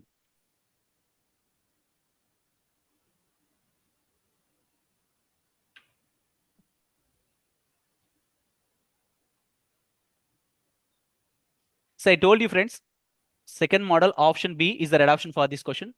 The government facilitates land consolidation for the private developer. Clear all of you? Private developer కొంత ఈ ప్రాంతాన్ని industrial park reason ఏదైతే ఉందో so దాన్ని develop చేస్తూ వస్తారు. ఇంకా additional కావాలంటే ఇక్కడ గవర్నమెంట్ అనమాట ప్రొవైడ్ చేస్తూ వస్తుంది. ఎంతైతే ప్రొవైడ్ చేస్తూ వస్తుందో ఇన్ ప్రొపోర్షనేట్గా ఇండస్ట్రియల్ ప్లాట్స్ని ప్రైవేట్ డెవలపర్ ఏపీఐసికి ఇవ్వాల్సిన ఆవశ్యకత ఉంటుంది అనమాట. ఓకేనా? So obviously B is the red option for this question. Next one చూద్దామండి. How are private developers selected under model 3 of industrial park development policy? How are private developers selected under model 3 of industrial park development? Model 3 ప్రకారము industrial developers ఎవరైతే ఉన్నారో వాళ్ళని ఏ విధంగా select చేస్తూ వస్తారని అంటే, yeah obviously option B is the red option for this question friends. The private developer is chosen through competitive bidding process. So these selected developers, they have to had an joint venture agreement with the government also, అంటే గవర్నమెంట్తో joint venture agreement కూడా చేసుకోవాల్సిన ఆవశ్యకత ఉంటుంది. So third model ఏం చెప్పాను మీకు, so మొత్తం ప్రాంతాన్ని, పారిశ్రామిక ప్రాంతాన్ని ప్రభుత్వం ఐడెంటిఫై చేసేస్తుంది, ప్రైవేట్ డెవలపర్ దాన్ని డెవలప్ చేస్తూ రావాలి, అకార్డింగ్లీ ఇండస్ట్రియల్ ప్లాట్స్ని ఏపీఐఐసికి అప్పచెప్పాలి. క్లియరా? నెక్స్ట్ వన్ చూద్దామా. Answer for this question friends. So B is the right option for this question. Next one అండి. See E 3 model 1, model 2, model 3 గురించి నేను ఆల్రెడీ డీటెయిల్గా ఎక్స్ప్లెయిన్ చేశాను. Next one. So which are the following best describes the government's initiative of conducting a skill census?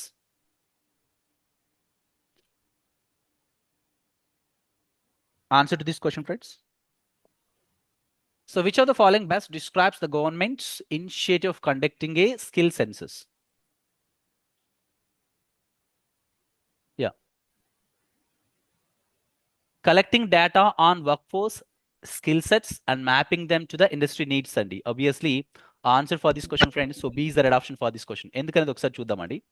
ఏం లేదండి, ఇప్పుడు miss match అనేది ఏర్పడుతూ వస్తుంది అనమాట. మనకి ఆంధ్రప్రదేశ్లో బెస్ట్ యూనివర్సిటీస్ ఉన్నాయి, కాదనట్లేదు. సో ఇండస్ట్రీ నీడ్స్ అనేవి డిఫరెంట్గా ఉన్నాయి. ఇక్కడ ఇండస్ట్రీ నీడ్స్ అనేవి సో డిఫరెంట్గా ఉన్నాయి. ఇక్కడ స్టూడెంట్స్ అనమాట వన్ కైండ్ ఆఫ్ స్కిల్ సెట్కి ట్రైన్ అవుతున్నారు. క్లియర్? ఇక్కడ కాలేజెస్లో one kind of skill set training ఇవ్వడం జరుగుతుంది. ఇక్కడ ఇండస్ట్రీస్లోకి వచ్చేటప్పటికి employer he needs one kind of skill set. ఇక్కడ మిస్ మ్యాచ్ వస్తుంది అనమాట. ఈ గ్యాప్ని పూరించాల్సిన ఆవశ్యకత ఉంటుంది. ఇండస్ట్రీలో ఇక్కడ ఏ నీడ్ ఉందో దానికి తగ్గట్టు ఇక్కడ కోర్స్ కరికులం డిజైన్ చేయాలి.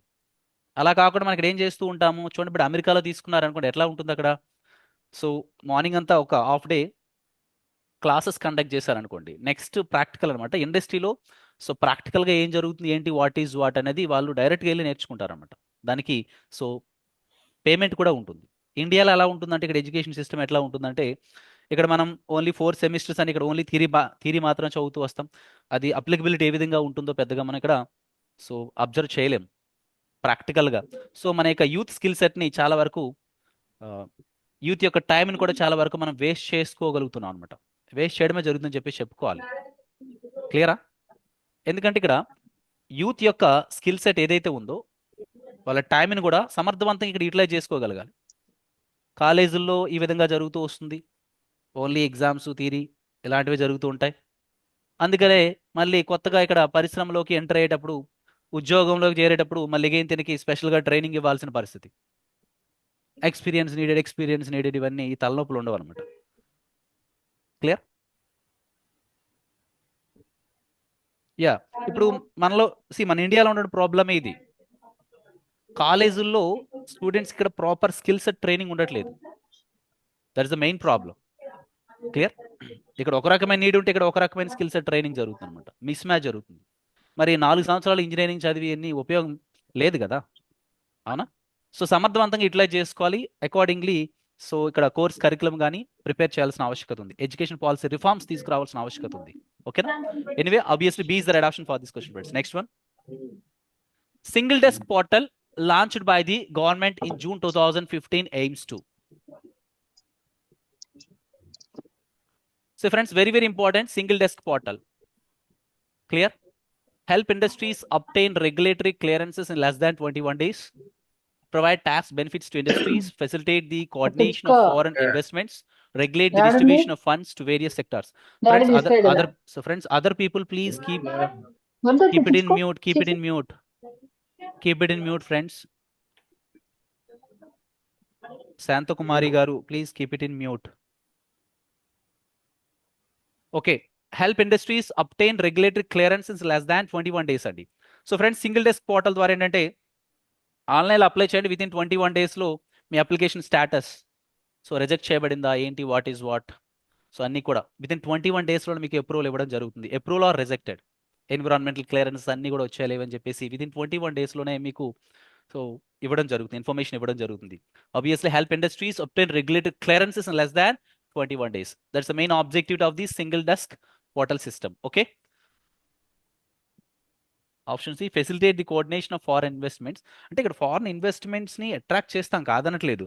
అంటే సింగిల్ డెస్క్ పోర్టల్ యొక్క launched by the government in June 2015 AIIMS to అంటే ప్రధానంగా ఏంటి, పరిశ్రమలకు ఏ విధంగా సహకరిస్తూ రావాలి, రెగ్యులేటరీ క్లియరెన్సెస్ అనమాట. అంటే is of doing business measures అనమాట.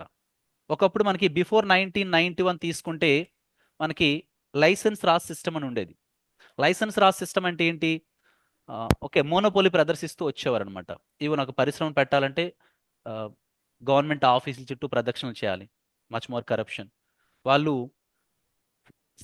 ప్రోడక్ట్ యొక్క క్వాలిటీ మీద ఫోకస్ చేయకుండా ఎంతసేపు గవర్నమెంట్తో లాబింగ్ చేసుకోవడం, ఇతరులు మార్కెట్లోకి ఎంట్రీ కాకుండా వాళ్ళని అబ్స్ట్రక్ట్ చేయడం, తద్వారా మోనోపోలీ ప్రదర్శించడం, గుత్తాధిపత్యం ప్రదర్శించడము. మోనోపోలీ అయినప్పుడు ప్రోడక్ట్ యొక్క క్వాలిటీ ఉండదు, కాంపిటీషన్ ఉండదు. కాంపిటీషన్ లేనప్పుడు ప్రైస్ ఎక్కువ ఉంటుంది, క్వాలిటీ తక్కువ ఉంటుంది. ఇప్పుడు చూడండి, మనకి టెలికాం ప్లేయర్సే తీసుకున్నా ఫర్ ఎగ్జాంపుల్గా. So all kind of, so Jio కావచ్చు, ఎయిర్టెల్, ఏవైతే ఈ టెలికాం ప్లేయర్స్ ఉన్నారో వీళ్ళ మధ్య టఫ్ కాంపిటీషన్ ఉంది. సో ఒకరిని మించిన వాళ్ళు ఒకరు డిఫరెంట్ ఆఫర్స్తో వస్తున్నారు, కాంపిటీషన్ ఉంది, ప్రోడక్ట్ క్వాలిటీ బాగుంటుంది, సర్వీసెస్ బాగుంటుంది. Clear all of you? So కాబట్టి కాంపిటీషన్ ఉండాలి, కాంపిటీషన్ ఉన్నప్పుడే క్వాలిటీ పెరుగుతూ వస్తుంది అనమాట. క్వాలిటీ పెరుగుతుంది, అఫోర్డబుల్ ప్రైస్కి వస్తుంది. సో వీళ్ళు బిఫోర్ 1991 ఈ విధంగా చేస్తూ వచ్చేవారు అనమాట. అందుకని మనకి so 1991 we had faced balance of payments problems, BOP అంటారని, బ్యాలెన్స్ ఆఫ్ పేమెంట్స్ ప్రాబ్లమ్స్. అప్పుడు వరల్డ్ బ్యాంక్ మనకి లోన్స్ ఇస్తూ వచ్చింది, కానీ కొన్ని రిస్ట్రిక్షన్స్ పెడుతూ వచ్చింది. LPG, you have to liberalise your economy, privatise your economy, globalise your economy. LPG రిఫార్మ్స్కి శ్రీకారం చుట్టడం జరిగింది. So the finance minister at the time doctor Manmohan Singh. Okay, anyway, answer for this question, friends. A is the right option for this question. Next one. Sir స్లోగా చెప్పండి sir please అని చెప్పేసి అన్నారు. Sure అండి. సో ఫ్రెండ్స్ యాక్చువల్లీ ఓకే, ఇంకా స్లోగానే చెప్తాను, no issue అండి. So what is the role of the investment facilitation cell on the single desk portal? Investment facilitation cell యొక్క ప్రధాన ఉద్దేశం ఏంటి?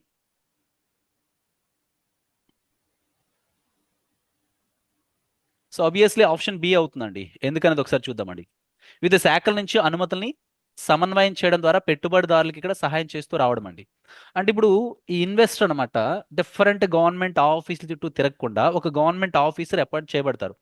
ఆయన ఏంటంటే ఎప్పటికప్పుడు ఇన్వెస్టర్కి ఇన్ఫర్మేషన్ 19 డిపార్ట్మెంట్స్ నుంచి క్లియరెన్సెస్ ఏ విధంగా ఉన్నాయి, మినిస్టర్ ఆఫ్ ఎన్విరాన్మెంట్, ఫారెస్ట్ నుంచి క్లియరెన్స్ ఉండాలి కదా. క్లియర్, ఈ డిఫరెంట్ 19 డిపార్ట్మెంట్స్ నుంచి ఒక గవర్నమెంట్ ఆఫీసర్ అనమాట ఎప్పటికప్పుడు ఇన్వెస్టర్స్కి సో స్టేటస్ ఏంటి అప్డేషన్ ఇస్తూ వస్తారనమాట. మీ అప్లికేషన్ స్టేటస్ ఏంటి ఇవన్నీ కూడా. See to to assist investors by coordinating approval from various departments. Clear all of you? వాళ్ళు గవర్నమెంట్ ఆఫీస్ చుట్టూ ప్రదక్షిణ చేయాల్సిన అవసరం లేదు. మళ్ళీ తిరిగితే ప్రాబ్లం. మన వాళ్ళకి అంటే ఒక అట్లీస్ట్ 40% అనే కరప్షన్ జరిగే అవకాశం ఉండేది. గవర్నమెంట్ ఆఫీస్ చుట్టూ ప్రదక్షిణ చేస్తే వీళ్ళు ఇంత వేగంగా క్లియరెన్స్ ఇవ్వరు, అది లేదు ఇది లేదని చెప్పేసి, అవునా, బల్ల కింద చేయి పెట్టే సో ప్రాసెస్లు ఇంకా ఎక్కువ ఉంటాయి, అవునా. So obviously we have to wipe out all these hurdles. అందుకనే లైసెన్స్ రా సిస్టాన్ని తీసివేయడం జరిగింది. దానివల్ల మనకి గ్రోత్ ఉండేది కాదు. Anyway, so obviously answer for this question friends, B is the right option for this question. Next one. See, what is the purpose of the dedicated micro, small, medium enterprises and entrepreneur development policy? MSME యొక్క ప్రధానమైనటువంటి role ఏంటి?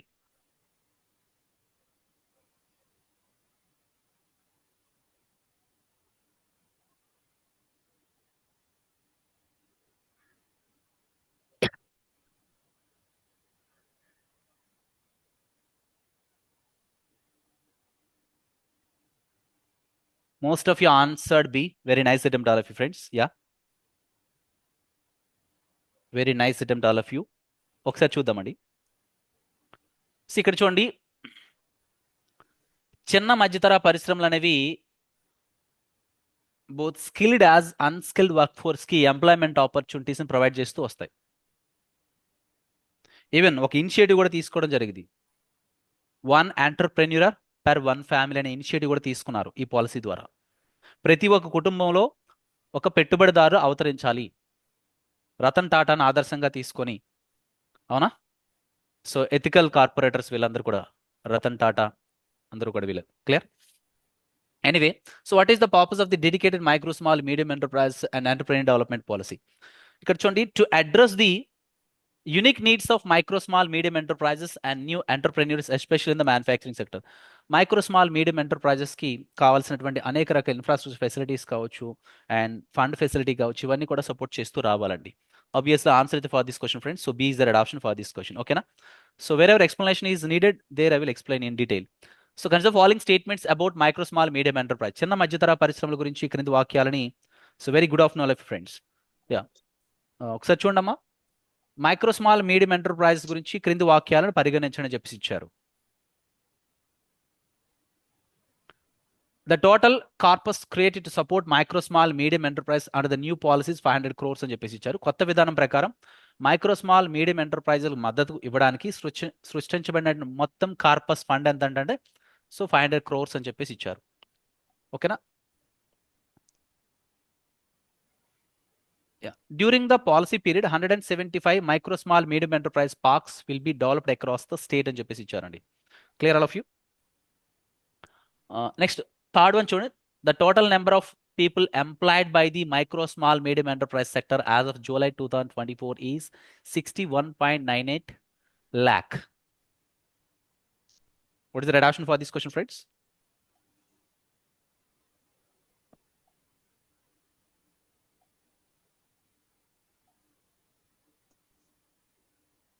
Response from all of you.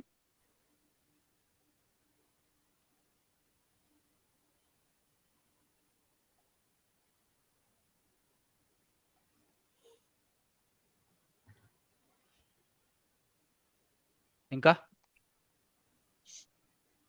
Yes friends, obviously the total corpus created, obvious friends, ఇక్కడ చూడండి కొత్త విధానం ప్రకారం micro small medium enterprise మద్దతు ఇవ్వడానికి సో 500 కోట్లను అయితే కేటాయిస్తూ వచ్చారు. obviously this is also right statement. During the policy period, 175 micro small medium enterprises parks, ఒక్కొక్క కాన్స్టిట్యున్సీలో కూడా ఒక ఇండస్ట్రియల్ పార్క్ని డెవలప్ చేయాలని చెప్పి లక్ష్యంగా పెట్టుకున్నాము. And the total number of people employed by the micro small medium enterprise sector as of July 2024 is obviously 61.98 lakh people అని చెప్పేసి చెప్పుకోవచ్చు. జూలై 2024 నాటికి మైక్రో స్మాల్ మీడియం ఎంటర్ప్రైజ్ ఈ రంగం ద్వారా ఉపాధి పొందుతున్నటువంటి మొత్తం వ్యక్తుల సంఖ్య ఒక 61.98 lakh people అని చెప్పేసి అంటాం. Clear? So all the statements are correct and answer for this question friends. So A is the right option for this question. Okay, next one చూద్దామండి. సో ఫ్రెండ్స్ ఇక్కడ చూడండి, strengthening micro small medium enterprise and entrepreneurs. So దీనికి సంబంధించి ఒక 8-fold పాత్ను కూడా తీసుకుంటూ వచ్చాం మనం ఈ డాక్యుమెంట్లో. 8-fold పాత్ ఏంటంటే లైక్ అష్టాంగ మార్గ. క్లియర్? ఇక్కడ చూడండి, micro small medium enterprise facilitation జరుగుతూ రావాలి, వాటిని బాగా ప్రాసెస్ రావాలి. So incubation and mentoring and unit level కాంపిటేటివ్నెస్ని పెంచుతూ రావాలి, అంటే డిఫరెంట్ యూనిట్స్ మధ్య పోటీతత్వాన్ని పెంచుతూ రావాలి. కాంపిటీషన్ ఉన్నప్పుడే క్వాలిటీ పెరుగుతుంది. అండ్ యాక్సెస్ టు ఫైనాన్స్, వాళ్ళకి అవసరమైనటువంటి ఫండింగ్ కూడా ఇస్తూ రావాలి. అండ్ తర్వాత సస్టైనబిలిటీ అండ్ సర్క్యులారిటీ. సో డెవలప్మెంట్ ఉండాలి, but it's not at the cost of environment. పర్యావరణాన్ని హరించేసి మనం అభివృద్ధిని సాధించకూడదు, అలా అయితే చాలా ప్రాబ్లమ్స్ వస్తాయి. And import substitution, export promotion, దిగుమతులు తగ్గాలి, ఎగుమతులు పెరగాలి. క్లియర్? దిగుమతులు పెరిగిపోతే బ్యాలెన్స్ ఆఫ్ పేమెంట్స్ ప్రాబ్లమ్స్ ఏర్పడతాయి. Anyway, cluster infrastructure development. Cluster development అనేది చాలా చాలా ఇంపార్టెంట్. చూడండి, మనకి VCIC Visakhapatnam Chennai industrial corridors తీసుకున్నాం, ఇందులో క్లస్టర్ డెవలప్మెంట్ని ఏర్పాటు చేసుకుంటూ వచ్చాము. క్లియర్? ఇండస్ట్రియల్ నోడ్స్ అని చెప్పేసి. Next, special assistance for inclusion. ఓకేనా? అంటే ఇవి ఇంక్లూజివ్ డెవలప్మెంట్, అన్ని సెక్టర్స్ కూడా డెవలప్ అవుతూ రావాలి. And motto very very important friends. ఈ పాలసీ యొక్క మోటో 1 family 1 entrepreneur by 2030. 2030 కూడా చాలా ఇంపార్టెంట్. 2029 అని ఇస్తారు. పాలసీ పీరియడ్ 2029 కదని చెప్పేసి మీరు ఓకే తప్పు పెట్టే అవకాశం ఉంటుంది. 1 family 1 entrepreneur by 2030 గుర్తుపెట్టుకోవాలి. మీరు 2029 అని చెప్పేసి ఇస్తాడు అక్కడ, మీరు 2030 కూడా ఇంకోటి ఉంటుంది స్టేట్మెంట్. సో మనం కరెక్ట్గా చూసుకోకపోతే తెలిసిందే పోయే అవకాశం ఉంటుంది. క్లియర్? ఇవి 8-fold పాత్ అనమాట. నెక్స్ట్ వన్ చూద్దామండి, answer to this question. So friends, ఈ విధంగా మీకు డిస్కషన్స్ ఎలా ఉంటాయంటే, ఫస్ట్ పాలసీస్ అన్ని కూడా ఈ విధంగా డిస్కషన్ చేస్తాం. ఈవెన్ ఎకనామిక్ సర్వే కావచ్చు, బడ్జెట్ కావచ్చు, డిస్కషన్ చేస్తూ దానికి సంబంధించినటువంటి క్వశ్చన్స్ ఏ విధంగా ఫ్రేమ్ చేసే అవకాశం ఉంది అనేది కూడా డిస్కషన్ చేస్తాం. తద్వారా మీకు 30 డేస్లో మ్యాక్సిమం రివిజన్ అనేది జరిగే అవకాశం ఉంటుందండి. బెస్ట్ స్కోర్ చేయగలుగుతారు. Ultimately you will be in the winner side.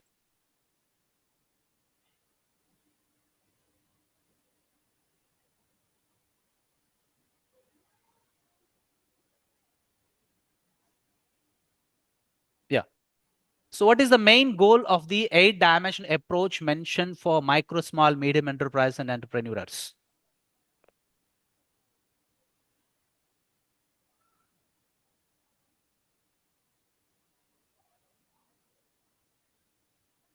Yeah. 8-dimensional approach అండి. ఆబ్వియస్ ఫ్రెండ్స్ ఇక్కడ చూడండి, టు ఆన్సర్ ఏమవుతుందండి? Yeah, to elevate the competitiveness of micro, small, medium enterprise. చిన్న మధ్యతర పరిశ్రమ మధ్య పోటీతత్వాన్ని పెంచుతూ రావాలి.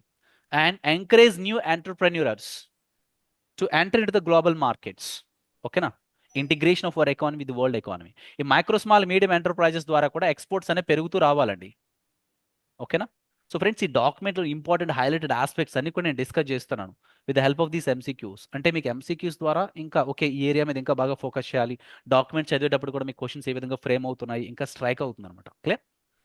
1-2 సార్లు చదవాలి, అట్లీస్ట్ డాక్యుమెంట్ని ఒకసారి చదవాలి. సో క్వశ్చన్స్ ప్రాక్టీస్ చేయాలి అండ్ స్నిప్పెట్స్, స్మాల్ స్నిప్పెట్స్ కూడా తయారు చేసుకోవాలి. Before going to right the exam క్విక్గా రివిజన్ చేయొచ్చు. సో ఇలాంటి టెక్నిక్స్ పాటించాలి. లేకపోతే మీరు చదివినంత ఏదో డాక్యుమెంట్ అలా చదువుకుంటా వెళ్తే క్వశ్చన్ అడిగితే మళ్ళీ ఆన్సర్ చేయలేరు. ఓకేనా? సో పెర్ఫెక్షన్ అనేది కూడా చాలా చాలా ఇంపార్టెంట్. చదివిన దాని నుంచి ఏ క్వశ్చన్ వచ్చినా పక్కగా ఆన్సర్ చేయగలగాలి. మీరు అవుట్ ఆఫ్ 100%, క్లియర్, 75% పెర్ఫెక్షన్ ఉండాలి. రిమైనింగ్ 25% పెరిఫెరీ నాలెడ్జ్ ఉన్నా కొంతవరకు చేయగలుగుతారు ఆన్సర్స్. బట్ 75% పక్కాగా పెర్ఫెక్ట్ అయి ఉండాలి. ఏ క్వశ్చన్ వచ్చినా మ్యాక్సిమం హిట్ చేయగలగాలి. Clear? That's very very important. మీకు 100కి 100% ఇక్కడ ఈ ఎగ్జామ్స్లో ఎవరు చేయలేరు. 75 వచ్చేస్తే ఎగ్జామ్లో రావు. Out of 75 India plus AP ఎకానమీలో 70 స్కోర్ చేయడం చాలా గగనం, అంత ఈజీ కాదు. అట్లీస్ట్ 65 అయినా రావాలంటే సో పెర్ఫెక్షన్ ఉండాలి, చదివిన దాని మీద పెర్ఫెక్షన్ ఉండాలి. Clear? And obviously to elevate the competitiveness of micro, small, medium enterprise and encourage new entrepreneurs to enter into the global marketplace. Obviously, so B is the right option for this question, friends. Next one చూద్దామా? So friends ఇక్కడ చూడండి, మీకు already నీకు 8-fold path నేను చెప్పాను.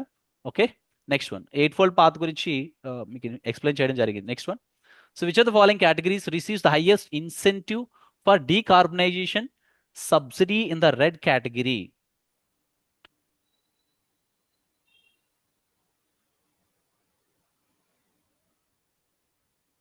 So friends, ఇండస్ట్రీస్కి ఇక్కడ ఏం చేస్తూ వస్తున్నారంటే ఇన్సెంటివ్స్ కూడా ఇస్తున్నారండి. ఫిక్స్డ్ క్యాపిటల్ ఇన్వెస్ట్మెంట్ అంటారు. Out of their total fixed capital investment నుంచి ఏం చేస్తున్నారా అంటే ఇక్కడ ఇండస్ట్రీస్ని ప్రమోట్ చేయడానికి tax incentives, so power tariff reimbursements ఇవన్నీ కూడా ఇస్తున్నారండి. కన్సెషన్స్ ఇవ్వడం వలన ఇండస్ట్రీస్ని ప్రమోట్ చేయడం జరుగుతుంది అనమాట. తద్వారా వచ్చే వాళ్ళు ఇన్వెస్ట్ చేస్తారు. సో ఎంప్లాయ్మెంట్ ఆపర్చునిటీస్ పెరుగుతాయి, జీడిపి గ్రోత్ రేట్ పెరుగుతుంది. అయితే ఎక్కువగా ఇక్కడ అల్ట్రా మెగా ఇండస్ట్రీస్కి ఓకేనా, సో హైయెస్ట్ ఇన్సెంటివ్ అనేది ఇవ్వడం జరుగుతుంది అనమాట. ఒకసారి చూద్దాం. So different kind of so category విషయానికి వస్తే చూడండి, ఇక్కడ నాన్ రెడ్ కేటగిరీ అని రెడ్ కేటగిరీ అని రెండు ఉన్నాయి. ఎఫ్సి అంటే ఫిక్స్డ్ క్యాపిటల్ ఇన్వెస్ట్మెంట్ అని చెప్పేసి అంటాం. Out of their total fixed capital ఇన్వెస్ట్మెంట్లో sub large industries, large, mega and ultra mega industries, దీంట్లో non red category incentive as a percentage of eligible project కాస్ట్లో ఇక్కడ 10% ఇస్తున్నారు. నాన్ రెడ్ కేటగిరీకి వస్తే 15%, ఇక్కడ 20, ఇక్కడ 25. సో 20, ఇక్కడ 25 red category, non red category ఇక్కడ 30%, ఇక్కడ 35. గరిష్టంగా సో రెడ్ కేటగిరీలో 35% దేనికి ఇస్తున్నారు? ఇక్కడ అల్ట్రా మెగా ప్రాజెక్టులకి అయితే ఇస్తున్నారు అనమాట. క్లియరా? So out of they total fixed capital investment. ఇక్కడ నాన్ రెడ్ కేటగిరీ అంటే, రెడ్ కేటగిరీ అంటే జనరల్గా ఏంటంటే సో కేటగిరీస్ ఆఫ్ ఇండస్ట్రీస్ ఇక్కడ ఉన్నాయి. సో వాటి గురించి ఇంకా డీటెయిల్గా మాట్లాడుకోవచ్చు. ఇక్కడ జనరల్గా గమనించినట్లయితే see industries they also have to adapt this eco friendly టెక్నాలజీస్ని అడాప్ట్ చేసుకోవాలి. టెక్నాలజీని అడాప్ట్ చేసుకోకపోతే వాళ్ళకి ఇన్సెంటివ్స్ ఇవ్వరు, ఎకో ఫ్రెండ్లీ ప్రాక్టీసెస్ కిందకి రారు వాళ్ళు. లైక్ అడ్వాన్స్డ్ ప్రాక్టీసెస్ అంటే లైక్ అడ్జార్ప్షన్ మెథడ్స్ కావచ్చు. అబ్జార్ప్షన్ మెథడ్స్ అంటే ఇక్కడ ఏం లేదండి. ఫర్ ఎగ్జాంపుల్ ఇక్కడ సిలికా జెల్ని పూస్తూ వస్తారు, సో డేంజరస్ గ్యాసెస్ ఎన్విరాన్మెంట్లోకి రాకుండా ఇక్కడ సిలికా జెల్ పూయడం వలన ఎడ్జాషన్ అంటారు, అధిశోషణ ప్రక్రియ అంటారు. Adsorption okay, just one of the example చెప్తున్నాను. ఎడ్జాషన్ ప్రక్రియ, అధిశోషణ ప్రక్రియ అంట, అంటే పొల్యూటెంట్స్ ఈ విధంగా రాకుండా సో ఇక్కడ ఫిల్టర్ అవుతాయి. ఈ పొల్యూటెంట్స్ని ఓకేనా ఒక డిఫరెంట్ దీంట్లో కరిగించి దాన్ని సెపరేట్ చేస్తూ వస్తారు ఎన్విరాన్మెంట్లో డైరెక్ట్గా. సో పంప్ చేయకుండా ఈ విధంగా ఎకో ఫ్రెండ్లీ టెక్నాలజీస్ని వాళ్ళు అడాప్ట్ చేసుకోవాలన్నమాట. అడాప్ట్ చేసుకోకపోతే వాళ్ళ ఇన్సెంటివ్స్ కానీ ఏమి ఇవ్వరు. క్లియర్? సో ఇట్లా అండి. Next one, so what is the primary role of the state investment promotion committee?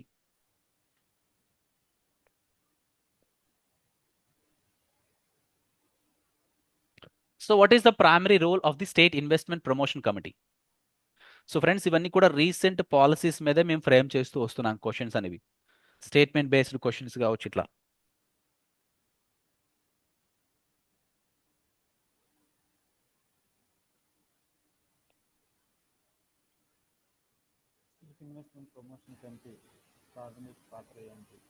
ఒకసారి చూడమ్మా, ఏం లేదు, వెరీ సింపుల్.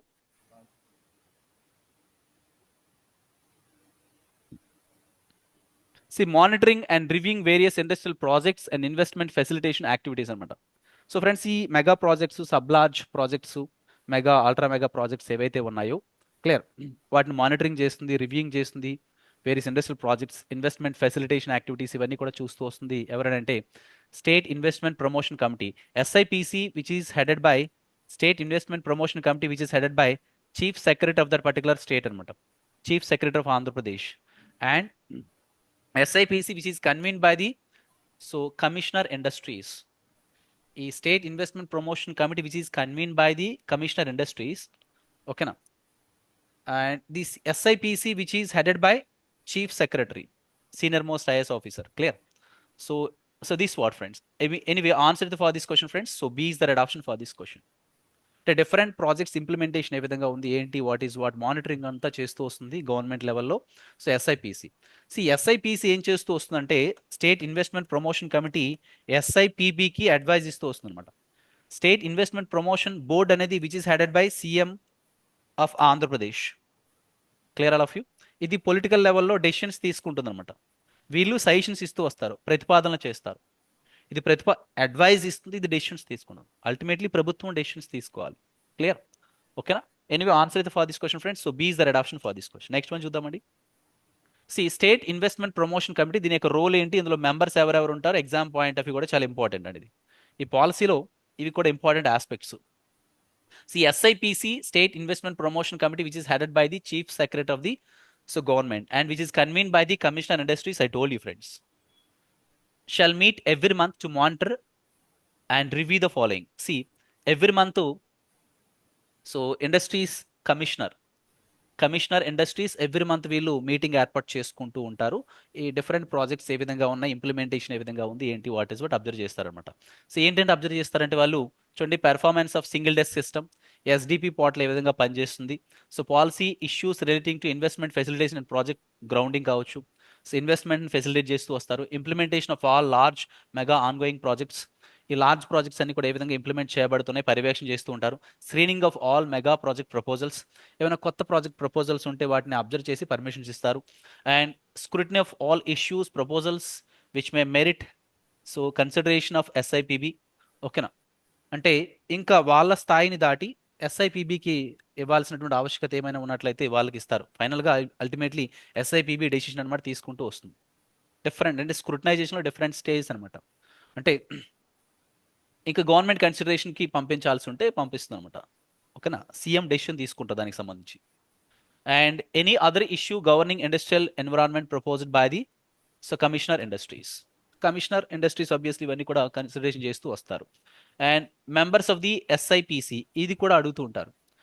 ఈ స్టేట్ ఇన్వెస్ట్మెంట్ ప్రమోషన్ కమిటీలో ఎవరెవరు మెంబర్స్గా ఉంటారని అంటే obviously secretary industries, finance, minister of environment, forest and science and technology.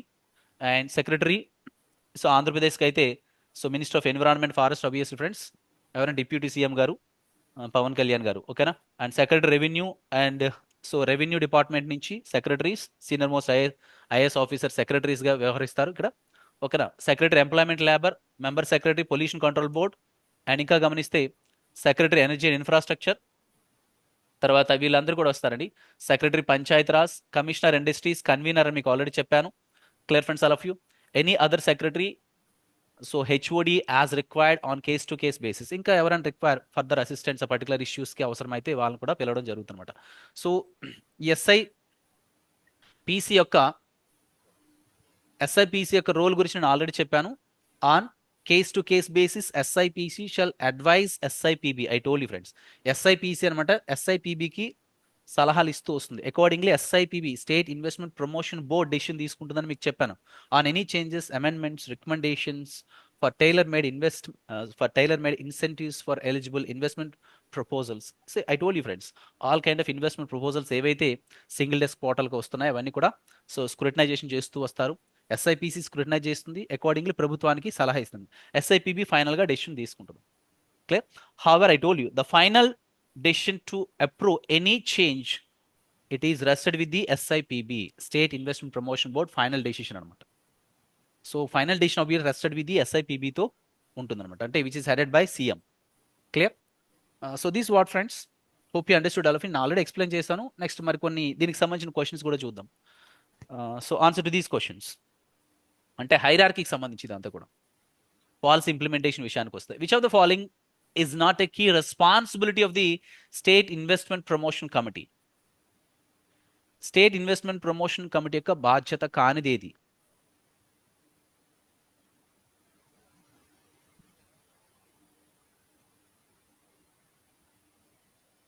Screening of mega project proposals, scrutiny of proposals requiring consideration by the SIPB, approval of national trade policies, implementation of large and mega ongoing projects.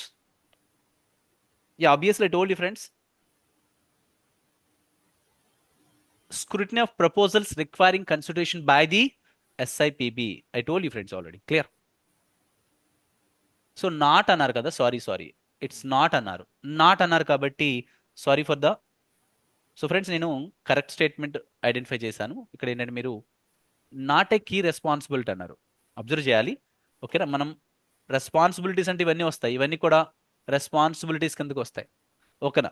Approval of national trade policies, ఇది ఈ state investment promotion బోర్డుకి సంబంధించింది కాదు. SIPC అంటే state investment promotion committee యొక్క బాధ్యత కిందకైతే రాదు.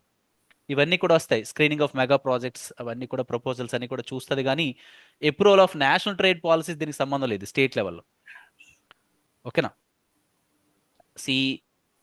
National trade పాలసీస్ని అయితే ఇది చూడదు, ఓకేనా? ఎనీవే, నాట్ ఏ రెస్పాన్సిబిలిటీ అయితే answer for this question friends C అవుతాం, ఓకేనా? ఆడ్1 అడిగారు ఇక్కడ. Next one, so which of the following is not a member of the state investment promotion committee? ఎస్ఐపిసిలో ఎవరు సభ్యులుగా ఉండరు అని అడిగారు. ఇన్ అదర్ వర్డ్స్, ఏ మినిస్ట్రీ ఇక్కడ సభ్యులుగా ఉండరు? Finance, environment, forest, science and technology ఉంటుంది, ఫైనాన్స్ ఉంటుంది, secretary education, secretary revenue. So education అయితే కాదండి, ఇందులో మెంబర్ అయితే కాదు. Answer for this question friends, so C is the right option for this question. Clear? So friends, ఈ డాక్యుమెంట్ని ఒకసారి డీటెయిల్గా మీరు స్క్రూటనైజ్ చేయాలి, okay? So this what friends, hope you understood all of you. See, ఈ Telegram ఛానల్లో కూడా మేము రెగ్యులర్గా హిందూ ఎడిటోరియల్ సంబంధించినటువంటి కరెంట్ అఫైర్స్ పీడిఎఫ్ రెగ్యులర్గా మేము ఇందులో పోస్ట్ చేస్తున్నామండి, రెగ్యులర్గా. అది యూపీఎస్సీ గ్రూప్ 1, గ్రూప్ 2 అన్ని పోటీ పరీక్షలకి హిందూ ఎడిటోరియల్కి సంబంధించినటువంటి సో బ్రీఫ్ అనాలిసిస్, ఎంసీక్యూస్ కావచ్చు, అండ్ మెయిన్స్ ఆన్సర్ రైటింగ్స్ సంబంధించిన క్వశ్చన్స్ కావచ్చు, అవన్నీ కూడా పోస్ట్ చేస్తూ ఉంటాం. టెలిగ్రామ్ ఛానల్లో ఫాలో అవుతుండండి. ఈ వీడియో కూడా డిస్క్రిప్షన్లో కూడా జనరల్గా మీకు ఏంటంటే యాప్ లింక్ కూడా ప్రొవైడ్ చేస్తూ వస్తాము, ఓకేనా? Download Rao's competitive academy app. So friends, ఈ విధంగా మీకు సిస్టమేటిక్గా ప్రోగ్రామ్ అయితే ఉంటుందండి, ఓకేనా? సో ఇప్పుడు ఏవైతే నేను ఇండియా ప్లస్ ఏపీ ఎకానమీ చెప్పానో, ఈ టాపిక్స్ బర్నింగ్ ఇష్యూస్ని డిస్కస్ చేస్తూ దానికి సంబంధించిన స్టాటిక్ ఇన్ఫర్మేషన్ కూడా డీల్ చేస్తూ వస్తాం. ఎందుకంటే మనకి ఇచ్చినటువంటి 4 స్టేట్మెంట్లో ఎలా ఉంటుందంటే 2 స్టేట్మెంట్స్ కాంటెంప్ రిలేటెడ్ ఉంటుంది, 2 స్టేట్మెంట్స్ అనేవి స్టాటిక్ పోర్షన్ కూడా టచ్ చేస్తారు. అంటే కాంప్రహెన్సివ్ మేనర్లో క్వశ్చన్స్ వస్తాయి మెయిన్స్లో. కంప్లీట్గా కరెంటే వచ్చేది, అలాగే కంప్లీట్గా స్టాటిక్గా వచ్చేది. క్లియర్? పాలసీస్ నుంచి డెఫినెట్గా మనకి కాంటెంపరీ వస్తాయి. సో రిమైనింగ్ ఇష్యూ, ఇన్ఫ్లేషన్ కానీ ఇలాంటి కాన్సెప్ట్స్కి వచ్చేటప్పటికి సో కరెంట్ ఉంటుంది, దాని యొక్క బ్యాక్గ్రౌండ్ ఇన్ఫర్మేషన్ కూడా ఉంటుంది, స్టాటిక్ ఇన్ఫర్మేషన్ నుంచి కూడా క్వశ్చన్స్ వస్తాయి. సో ఈ విధంగా మనం కవర్ చేసుకోవాల్సిన ఆవశ్యకత ఉంది రివర్స్ ఇంజనీరింగ్ మెథడ్లో. సో లాస్ట్ 1 yearగా పిఐబి ఉన్నటువంటి న్యూస్ కవర్ చేసుకోవాలి మీరు. సో దాంతో పాటు దాని యొక్క స్టాటిక్ ఇన్ఫర్మేషన్ తెలుసుకుంటే ఈ 30 డేస్లో మ్యాక్సిమం స్కోర్ చేయగలుగుతారనేది నా యొక్క అభిప్రాయం. అందరికీ అర్థమైందా? Hope you understood friends. So friends, మరి ఆసక్తి కలిగిన అభ్యర్థులు రేపటి నుంచే బ్యాచ్ అయితే ప్రారంభించడం జరుగుతుంది. సో ఇంట్రెస్ట్ ఉన్నటువంటి అభ్యర్థులు మీరు ఎన్రోల్ చేసుకోగలరు. ఇంకా ఎటువంటి క్వెరీస్ ఉన్నాయా? సో కోర్స్ సంబంధించిన క్వెరీస్ కావచ్చు, ఇప్పుడు ఈ టాపిక్ సంబంధించిన క్వెరీస్ కావచ్చు, ఇంకా ఏమైనా డౌట్స్ ఉన్నాయా కోర్స్ క్వెరీస్ సంబంధించి కానీ? ఓకేనా? సో ఫ్రెండ్స్, ఈ విధంగా సిస్టమేటిక్గా మేము కంప్లీట్ చేస్తూ వస్తాము. ఏదో 30 రోజుల్లో అంటే ఏదో విధంగా లేపేయడం అయితే కాదండి. ఓకేనా? సో ఈ 30 డేస్లో ఇంకా స్మార్ట్ అప్రోచ్లో ఎట్లా చదువుకుంటే బెస్ట్ అనే విధంగా మేము చెప్తూ వస్తాం. ఎందుకంటే ఒక్కో ఫ్యాకల్టీ ఇందులో ఆ పర్టికులర్ సబ్జెక్ట్ డీల్ చేస్తూ వస్తారు కాబట్టి మీకు మ్యాక్సిమం ఇన్పుట్స్ వస్తాయి తక్కువ సమయంలో. సమయం ఇస్తే అందరూ నేర్చేసుకుంటారండి. బట్ ఉన్నటువంటి తక్కువ సమయంలో కూడా మనం బెస్ట్గా ఏ విధంగా వెళ్ళగలం.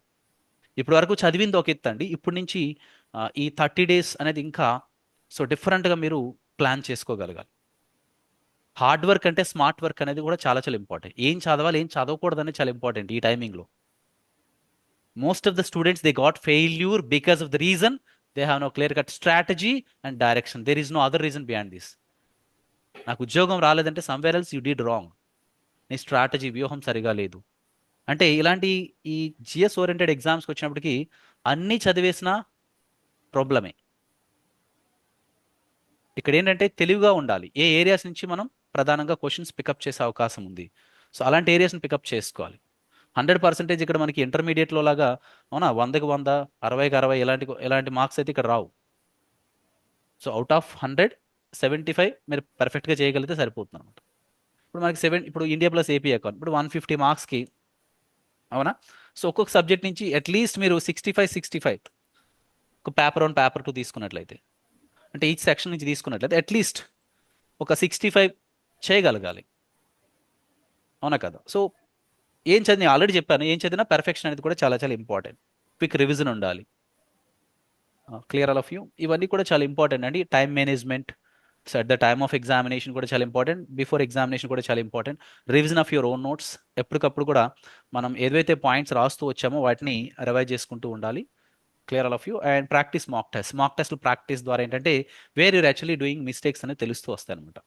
సో ఈ విధంగా మీకు ఈవెన్ ఎంసీక్యూస్ కూడా రెగ్యులర్గా ఇస్తూ వస్తాం కంప్లీట్ టాపిక్ సంబంధించి. సో మీకు డెఫినెట్గా అప్డేట్ ఇన్ఫర్మేషన్ ఉంటుందన్నమాట. సో క్లాసెస్ టైం చేంజ్ చేయండి అని చెప్పేసి అన్నారు. ట్రై అవర్ బెస్ట్ అండి. షూర్గా మీ యొక్క కన్వీనియన్స్ బట్టే మళ్ళీ ఇఫ్ ఇట్ ఈస్ రిక్వైర్డ్ మేము రీషెడ్యూల్ చేస్తూ కూడా వస్తాం. ఓకేనా? అంటే మీకు వరస్గా కాకుండా 2 hours 2 hours గ్యాప్ ఏమన్నా. సో ఒకసారి మీ యొక్క మెజారిటీ 2/3 మెజారిటీని బట్టి డెసిషన్ తీసుకోవడం జరుగుతుంది. ఓకేనా? Yeah, simple majority, special majority. So majority of the people బట్టి కూడా డెసిషన్ కూడా తీసుకుంటూ వస్తామండి. So based on your convenience. Okay. Yeah, మేమైతే ఒక షెడ్యూల్ పెట్టాం, దాని ప్రకారం ఫాలో అవుతూ వెళ్తాం. అండ్ మీకు ఇంకా మెజారిటీ పీపుల్ టైం చేంజ్ కావాలనుకుంటే మేము అకార్డింగ్లీ దాన్ని షిఫ్ట్ చేస్తాం. ఇంకా ఎటువంటి క్వెరీస్ అంతేనా? యా ఫ్రెండ్స్, మీ ఫ్రెండ్స్ కూడా తెలియజేయండి, ఈ విధంగా సిస్టమేటిక్గా క్లాస్ ఉంటాయి.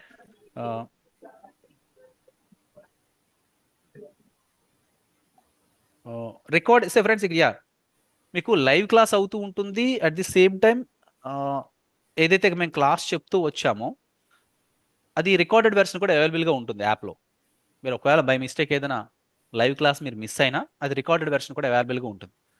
అలా లైవ్ వినడానికి ప్రయత్నం చేయండి. రికార్డెడ్ వెర్షన్ ఉంటుంది కదా అని చెప్పేసి మీరు చాలామంది ఈ విధంగా కూడా బతికిస్తున్నారు. చాలామంది నేను చూశాను ఏంటంటే మేము క్లాస్ చెప్తున్నప్పుడు రికార్డెడ్ వెర్షన్ ఉంటుంది కదా అనేది చాలామంది చూస్తూ ఉంటారు. అట్లా can't but condition recorded version లైవ్లోకి వస్తే అప్పుడే నేర్చుకోవడం అయిపోతుంది కదా. మళ్ళీ ఈ రోజు రేపు అలా డిలే చేసుకుంటూ వెళ్ళారనుకోండి, అది మళ్ళీ ప్రాబ్లం అవుతూ ఉంటుంది. ఒకేసారి కవర్ చేసుకోవడం కష్టం అవుతుంది. ఎప్పటిదప్పుడు క్లోజ్ చేసుకుంటే బెస్ట్. ఓకేనా? యా, రికార్డెడ్ వీడియోస్ కూడా అవైలబుల్గా ఉంటాయి. ఇప్పుడు ఏదైతే మేము లైవ్ చెప్తామో అది వెంటనే రికార్డ్ అయి ఉంటుంది యాప్లో. ఎనీ టైం చూడొచ్చు, నో ఇష్యూ. అండ్ గ్రాండ్ టెస్ట్లు పెడతాము. ఇదేదైతే మేము చెప్పామో ఆ స్ట్రక్చర్డ్ ప్యాటర్న్ ఫాలో అవుతామండి. ఇంకా ఎనీ క్వెరీస్ ఫ్రెండ్స్? ఏమైనా క్వెరీస్ ఉన్నాయా? పీడిఎఫ్స్ కూడా ప్రొవైడ్ చేస్తామండి మేము. ఇప్పుడు చూడండి, పిఐబి ఇష్యూస్ ఉన్నాయి. Monthly PIB January, February, March, April, ఇలా మేము ఇప్పుడు చూడండి యూనిట్ వైజ్గా కాంటెంపరీ ఇష్యూస్ అని చెప్పాం. ఆ monthly as well as unit wise, monthly or unit wise ఏవైతే డిస్కస్ చేస్తూ వచ్చామో దానికి సంబంధించినటువంటి పిఐబి పీడిఎఫ్స్ ఇస్తాం. పీడిఎఫ్స్ డెఫినెట్గా ఇస్తామండి.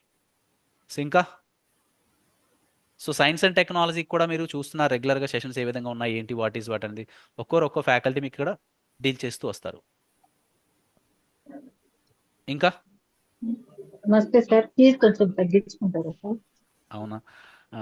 సో ఫ్రెండ్స్, యాక్చువల్గా చెప్పాలంటే మీకు ఫీజు నేను 4 సబ్జెక్టులు కలిపి 2500 రూపీస్ ఉందండి. ఓకేనా? అందరూ అఫోర్డబుల్ చేసే విధంగా నేను ప్రైస్ పెట్టాను. మీరు ఒకసారి యాజ్ కంపేర్డ్ టు ఒకసారి మీరు మాట్లాడతానండి షూర్. అండ్ ఇక్కడ ఏంటంటే సో ఆన్లైన్ అయినా ఆఫ్లైన్ అయినా మేము సేమ్ ప్రైసే పెట్టామండి. 2500 పెట్టాము. ఓకేనా? అందరూ అఫోర్డబుల్ చేసే విధంగానే పెట్టాము. పీడిఎఫ్స్ తెలుగులో కూడా ఇవ్వండి అని చెప్పేసి అన్నారు. సో డెఫినెట్గా అంటే తెలుగులో కూడా ఇవ్వడానికి కూడా మ్యాక్సిమం ప్రయత్నం చేస్తూ వస్తున్నామండి. అంటే తెలుగు ఇప్పుడు రీసెంట్ బర్నింగ్ ఇష్యూస్ ఏవైతే ఉన్నా దాన్ని మేము తెలుగులో కూడా ఇచ్చే ప్రయత్నం చేస్తామండి షూర్గా. ఓకేనా? ఆ పీడిఎఫ్స్ అనేవి అంటే ఇంగ్లీష్లో రెడీమేడ్గా ఉంటాయి.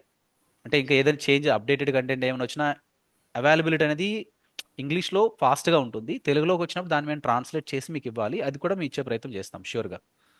ఓకేనా? ఎనీవే ఇక్కడ see Telugu as well as ఇక్కడ understanding of the subject very very important. ఎందుకని అంటానంటే క్వశ్చన్స్ అనేవి అనాలిసిస్ బేస్డ్ క్వశ్చన్స్ వస్తాయి, కాంప్రహెన్సివ్ మేనర్లో వస్తాయి. Understanding ability is important. ఇక్కడ medium is not at all a barrier. At the same time మేము తెలుగులో కూడా ఇచ్చే ప్రయత్నం డెఫినెట్గా చేస్తామండి షూర్గా. ఎందుకు అలా అంటున్నానంటే మనకి నేను ఆల్రెడీ చెప్పాను క్వశ్చన్స్ అనేవి చాలా కాంప్రహెన్సివ్ మేనర్లో వస్తాయి. So language is not at all a barrier. Question చూసినా మీకు అర్థమైపోతుంది. క్లియర్? కాన్సెప్చువల్ క్లారిటీ ఉంటే ఏ భాషలో ఉన్నా ఈజీగా ఆన్సర్ చేయగలరు. దట్టు ఇది ఆబ్జెక్టివ్ ఎగ్జామ్ కాబట్టి మీకు లాంగ్వేజ్ అంత బ్యారియర్గా ఉండదని నా యొక్క అభిప్రాయం. ఓకేనా? ఎనీవే ఇంకా ఎనీ కోర్స్ క్వెరీస్ ఫ్రెండ్స్? మీ డౌట్స్ ఉంటే అడగండి ప్లానింగ్ అమ్మా. ఎంత కొంచెం టెన్షన్ తగ్గింది సార్. ప్లానింగ్ 30 hours 15 days అన్నారు కదా సార్. ప్లానింగ్ అది కొంచెం మాకు కొంచెం ఆ ఇక్కడ మోడల్ బాగుంది సార్.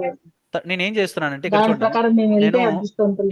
షూర్ అమ్మా. మీరు ఒకసారి చూడండి, మీరు అడిగినటువంటి డౌట్కి ఏంటంటే నేను ఇక్కడ క్లారిఫికేషన్ ఏంటి ఇస్తున్నానంటే ఒకసారి మీరు గమనిస్తే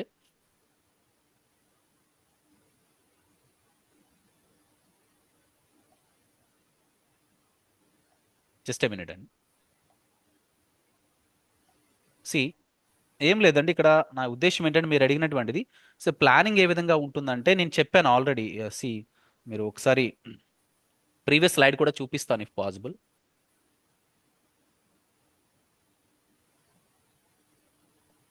ఒకసారి చూడండి అమ్మ, ఇక్కడ నేను ఏం చెప్పానంటే డైలీ 4 hours ఆఫ్ క్లాస్ ఉంటాయని చెప్పేసి చెప్పుకున్నాం కదా.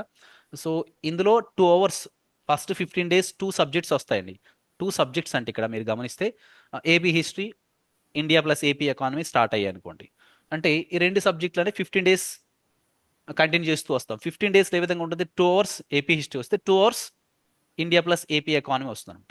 నెక్స్ట్ 15 days మళ్ళీ again 2 hours S and T and polity. ఇలా అంటే పేపర్ 1 పేపర్ 2 రెండు కూడా సబ్జెక్ట్స్ కవర్ అవుతూ వస్తాయి. అట్లా 4 సబ్జెక్ట్స్ ఏవైతే 4 sections ఇచ్చారో 4 sections యూనిట్ వైజ్ ఫోకస్గా ఈ విధంగా మేము చేస్తూ వస్తాం. డైలీ యూనిట్ వైజ్ ఫోకసే వస్తుంది. డైలీ 4 hours ఆఫ్ క్లాస్ వస్తాయి మీకు. సో టైమింగ్స్ మీ యొక్క కన్వీనియన్స్ బట్టి ఇక్కడ చేస్తూ వస్తాం. మేమైతే 8 to 12 పెట్టాం. అండ్ మెజారిటీ పీపుల్ ఇంకేమైనా చేంజెస్ కావాలంటే ఒకసారి కన్సిడరేషన్ చేస్తాం. ఓకేనా? అండ్ యూనిట్ వైజ్ ఫోకస్ అనేది ఉంటుంది. మీకు కాంటెంపరీ ఇష్యూ సంబంధించిన పీడిఎఫ్స్ అన్ని కూడా ప్రొవైడ్ చేస్తూ వస్తాం. ఒకసారి మీరు సో ఈ కవర్ అండ్ టాపిక్స్ పై 2 to 6 PM మీకు రివిజన్ చేస్తారు. ఎందుకంటే ఈరోజు అయిన క్లాసెస్ని రివైజ్ చేసుకోవాలి కదా, లేకపోతే వేస్ట్ అయిపోతుంది అంతా కూడా. డైలీ టెస్ట్ ఇస్తాము, అంటే కంప్లీటెడ్ టాపిక్ సంబంధించి 6 to 7:15 PM 75 MCQs వస్తాయి మీకు. ప్రాక్టీస్ చేస్తారు. సిలబస్ కంప్లీషన్ 30 daysలో ఉంటుంది. ఇలా ఇలా సో రెగ్యులర్గా ఉంటుంది. వీకెండ్కి వచ్చినప్పటికి గ్రాండ్ టెస్ట్ కండక్ట్ చేస్తాం. ఇలా వీకెండ్కి వచ్చినప్పటికి మొత్తం టోటల్గా 5 full length మాక్ టెస్ట్లు వస్తాయి మీకు. పేపర్ 1 పేపర్ 2 కలిపి ఈ 1 monthలో. అంటే ఎవ్రీ సండే కదా మీకు 5 full length మాక్ టెస్ట్లు కండక్ట్ చేస్తాం. అంటే పేపర్ 1 పేపర్ 2 టోటల్గా ఫుల్ లెంత్ మాక్ టెస్ట్లు ఇస్తాం. ఎందుకంటే ఓవరాల్ పెర్ఫార్మెన్స్ అనేది ఇక్కడ ఆల్రెడీ మనం కంప్లీటెడ్ టాపిక్ సంబంధించి 75 MCQ డైలీ వస్తున్నాయి కదా. సో మళ్ళీ ఇక్కడ గ్రాండ్ టెస్ట్ ప్రాక్టీస్ చేస్తే ఇంకా ఓవరాల్ పెర్ఫార్మెన్స్ ఏ విధంగా ఉంటుంది ఏంటనేది మీకు తెలుస్తూ వస్తుంది. అందుకనే ఎవ్రీ సండే మాక్ టెస్ట్ ఉంటుంది. అది పేపర్ 1 పేపర్ 2 మార్నింగ్ ఈవినింగ్ ఉంటుంది. As per exam pattern, real exam pattern ప్రకారమే ఉంటుంది. క్లియర్? ఇట్లా ఉంటుందండి. ఓకేనా? ఇవన్నీ కూడా రేపు నుంచి మరి క్లాసెస్ స్టార్ట్ చేస్తాం. ఆన్లైన్ ఆఫ్లైన్ కూడా మీకు ఉంటుంది. ఇలా సిస్టమేటిక్గా ఉంటుందండి. మీకు డిజైనింగ్ కూడా ఇలానే చేస్తూ వచ్చాం. అంటే రోజంతా కూడా మీకు కవర్ అవుతుంది. So this is clear all of you. ఇంకా ఏమైనా క్వెరీస్ ఉన్నాయమ్మా? ఇంకా క్వెరీస్ ఉంటే సో యా దయచేసి అడగండి అమ్మా, మీకు ఏమైనా ఉంటే ఆన్సర్ చేస్తాం. That's it. సార్ ఇప్పుడు వైజాగ్ బ్రాంచ్ ఆఫీస్ అవైలబుల్ ఉందా సార్? వచ్చి మీట్ అవ్వ ఇప్పుడు వైజాగ్ లో ఆఫీస్ అవైలబుల్ ఉందా? ఇప్పుడు అవైలబుల్లో నేను ఉంటానండి. నేను ప్రెజెంట్ అయితే ఇప్పుడు క్లాస్ అయిపోతుంది కాబట్టి ఐ హ్యావ్ టు లీవ్. అయినప్పుడు మీరు వస్తానంటే ఉంటాను, ప్రాబ్లం లేదు. మీరు ఒకసారి ఎనీ టైం రేపు కూడా వచ్చినా సరే ఎనీ టైం మీకు మార్నింగ్ 9 AM నుంచి ఈవినింగ్ 7 PM వరకు కూడా ఆఫీస్ ఓపెన్లో ఉంటుంది. ఈవెన్ అప్ టు 10 PM వరకు కూడా ఉంటారు, ఎవరో ఒక ఫ్యాకల్టీ అయితే ఉంటారు. అండ్ మ్యాక్సిమం 9 to 6 PM వరకు మీరు సో స్టాఫ్ అందరూ కూడా అవైలబుల్గా ఉంటారండి. మీకు ఎటువంటి క్వైరీస్ ఉన్నా సరే కలవచ్చు. అండ్ నేను కూడా ఆఫీస్లో ఉంటాను, ప్రాబ్లం లేదు. మీరు ఎనీ టైం వచ్చినా సరే కలవచ్చు అండి, ప్రాబ్లం లేదు. ఓకేనా? Okay sir. అంటే ఆల్వేస్ చెప్పండి. 8 o'clock కానీ సార్ రేపు? రేపు 8 o'clock అండి. మీరు మార్నింగ్ రావచ్చు అండి, నో ఇష్యూ. ఓకేనా? ఓకే. అంటే మీకు యాక్చువల్లీ మార్నింగ్ రేపు క్లాస్ అనేది ఒకసారి మీకు క్లాసెస్ ఇంటిమేట్ చేస్తాం. టైమింగ్స్ రేపు ఒక్కరోజు వరకు మీకు క్లాస్ అనేది, అంటే కొంతమంది అడుగుతున్నారు అంటే ది టైం చేంజ్ చేయండి అని చెప్పేసి అడుగుతున్నారు. తర్వాత కూడా ఎగ్జామ్స్ లేదా అప్డేట్ ఇస్తారా సార్ అంటే నేను డెఫినెట్గా మీకు వాట్సాప్ గ్రూపులు క్రియేట్ చేస్తామండి. వాట్సాప్ గ్రూపుల్లో అప్డేట్ ఇన్ఫర్మేషన్స్ ఎప్పటికప్పుడు షేర్ చేస్తూ వస్తూనే ఉంటాం. ఎందుకంటే సో ఫ్రెండ్స్ ఇక్కడ మీ యొక్క సక్సెస్ అనేది చాలా చాలా ఇంపార్టెంట్. ఇప్పుడు ఇదేదో ఎగ్జామ్ అయిపోయిందని కాదు. ఇప్పుడు మళ్ళీ అగైన్ మీకు జాబ్ క్యాలెండర్ నెక్స్ట్ ఈ జనవరిలో కూడా రిలీజ్ చేస్తారు. దానికి సంబంధించిన ఎగ్జామ్స్ కూడా మళ్ళీ ఎప్పుడు పెడతారు? జూన్ తర్వాత పెడతారు. ఇప్పుడు నోటిఫికేషన్స్ ఇచ్చినవన్నీ కూడా ఎగ్జామ్స్ కండక్ట్ చేస్తూ వస్తారు. ఓకేనా? మళ్ళీ జూన్ జూలై తర్వాత కూడా మళ్ళీ నోటిఫికేషన్స్ ఉన్నాయి. అంటే నేను డిమోటివేట్ చేయట్లేదు. ఇక్కడ ఏంటంటే ఈసారి ఎట్టి పరిస్థితిలో కొట్టే తీరాలి. ఒకవేళ కొన్ని సందర్భాల్లో దగ్గరగా వెళ్ళి మిస్ అయినా నేను లేచే కెరటాన్ని కాదు, పడి లేచే కెరటాన్ని గుర్తుపెట్టుకోవాలి. మళ్ళీ అగైన్ నోటిఫికేషన్స్ ఉన్నాయి. సో మళ్ళీ ఈ టెంపోని మెయింటైన్ చేస్తారు. నేను అంటున్నది ఏంటంటే నేను డిమోటివేట్ చేయట్లేదు, మళ్ళీ అవకాశం ఉంది కాబట్టి. ఓకేనా? ఎవరైనా దగ్గరికి వెళ్ళి కొన్ని సందర్భాల్లో దగ్గరలో ఒకవేళ మనకి అంటే నేను ఇప్పుడు మాట్లాడకూడదు అట్లా, ఏమైనా కొన్ని జరుగుతూ ఉంటాయి కదా మనకి. క్లియర్. లేచే ప్రతికెరటం తీరాన్ని చేరదు. నేను డిమోటివేట్ చేయట్లేదు. At the same time clear. ఇక్కడ ఎఫర్ట్ అనేది మీరు పెడతారు. కొన్ని సందర్భాల్లో దగ్గరికి వెళ్ళి మిస్ అయిన సందర్భం అది ఎంత బాధగా ఉంటుంది అనేది మేము కూడా అనుభవించి వచ్చాం కాబట్టి చెప్తున్నాను. సో మీరు నిరుత్సాహపడకండి. ఇప్పుడున్న సమయాన్ని చాలా సద్వినియోగం చేసుకునే ప్రయత్నం చేయండి. అలాగని చెప్పేసి దగ్గరికి వెళ్ళి మిస్ అయినా నిరుత్సాహం పడొద్దు. మళ్ళీ అవకాశం ఉంది. క్లియర్. నేను అంటున్నది ఏంటంటే మళ్ళీ అవకాశం ఉంది కాబట్టి టెంపోని వదిలిస్తే మళ్ళీ మిస్ అవుతారు. అది నా ఉద్దేశం. ఎందుకంటే ఈ కంటిన్యూటీ టెంపో అనేది మిస్ అవ్వకూడదు until your goal is reached. ఎప్పుడు కూడా సివిల్స్ కానీ గ్రూప్స్ కానీ ప్రిపేర్ అయ్యే అభ్యర్థులు అది ఒక టెస్ట్ మ్యాచ్ అండి, ఆడుతూనే ఉండాలి, వదిలేయకూడదు. మీరు ఏ జాబ్ ప్రొఫైల్లో ఉన్నా ఎక్కడున్నా సరే కంటిన్యూటీ ఉండాలి. అట్లీస్ట్ న్యూస్ పేపర్ చదివినా చాలు మీరు కంటిన్యూటీ ఉన్నట్లు లెక్క. సార్ నేను నాకు చదవడానికి టైం లేదంటే అట్లీస్ట్ న్యూస్ పేపర్ చదివినా మీరు టచ్లో ఉన్నట్లే లెక్క. న్యూస్ పేపర్ చదివితే చాలండి, మ్యాక్సిమం దాని నుంచే క్వశ్చన్స్ వస్తాయి. సో మీరు ఈవెన్ ఉద్యోగం వచ్చినా సరే ఎప్పుడు కరెంట్ ఈవెంట్స్ రెగ్యులర్గా మనం త్వరగా అప్డేటెడ్గా ఉండాలి కదా. Clear. If you are better then you are going to be success in this particular field. ఈ జిఎస్కి వచ్చినప్పటికి ఏంటంటే anything on the sky can be asked as a question. అవునా? If you are better then you are going to be success. GS సబ్జెక్ట్లో మనం 100% చేసేలేమండి. Out of 100 so 65 above చేయగలిగితే you are in success rate అనమాట. Clear. Clear. Yeah fee details అన్నారండి. Fee details నేను చెప్పానండి. Just 2500 rupees only. అందరూ affordable చేసే విధంగానే నేను పెట్టాను. 4 ఫ్యాకల్టీని వీళ్ళందరూ బ్యాక్ అండ్ టీమ్ చాలా వర్క్ చేస్తూ ఉంటారు. మీకు ఎంసీక్యూస్ ప్రొవైడ్ చేయడానికి డిటిపి ఆపరేటర్లు వీళ్ళందరూ పనిచేస్తారు. మీకు వచ్చేది 4 ఫ్యాకల్టీ చెప్తారు కానీ బ్యాక్ అండ్ టీమ్ చాలా ఉంటుంది. అవునా? సో నేను పెట్టిన ప్రైస్ కూడా చాలా తక్కువ ప్రైస్, అందరూ అఫోర్డబుల్ చేసే విధంగానే పెట్టాను. మార్కెట్లో మీరు ఒకసారి చూడండి, 4 సబ్జెక్టులని 2500 కంటే యాక్చువల్గా మాకు అది చాలా బడనే. అయినప్పటికీ so we are trying our best to give maximum best ఇవ్వాలని ప్రయత్నం చేస్తున్నాము. అంటే అందరూ అఫోర్డబుల్ చేయగలిగే విధంగా ఉండాలని 2500 పెట్టడం జరిగింది. ఓకేనా? ఇంకా any queries friends? This yeah hope it is clear friends. That's it I think. Any queries? I'm going to close the session. Thank you to one and all friends. Yeah. Thank you for your patience.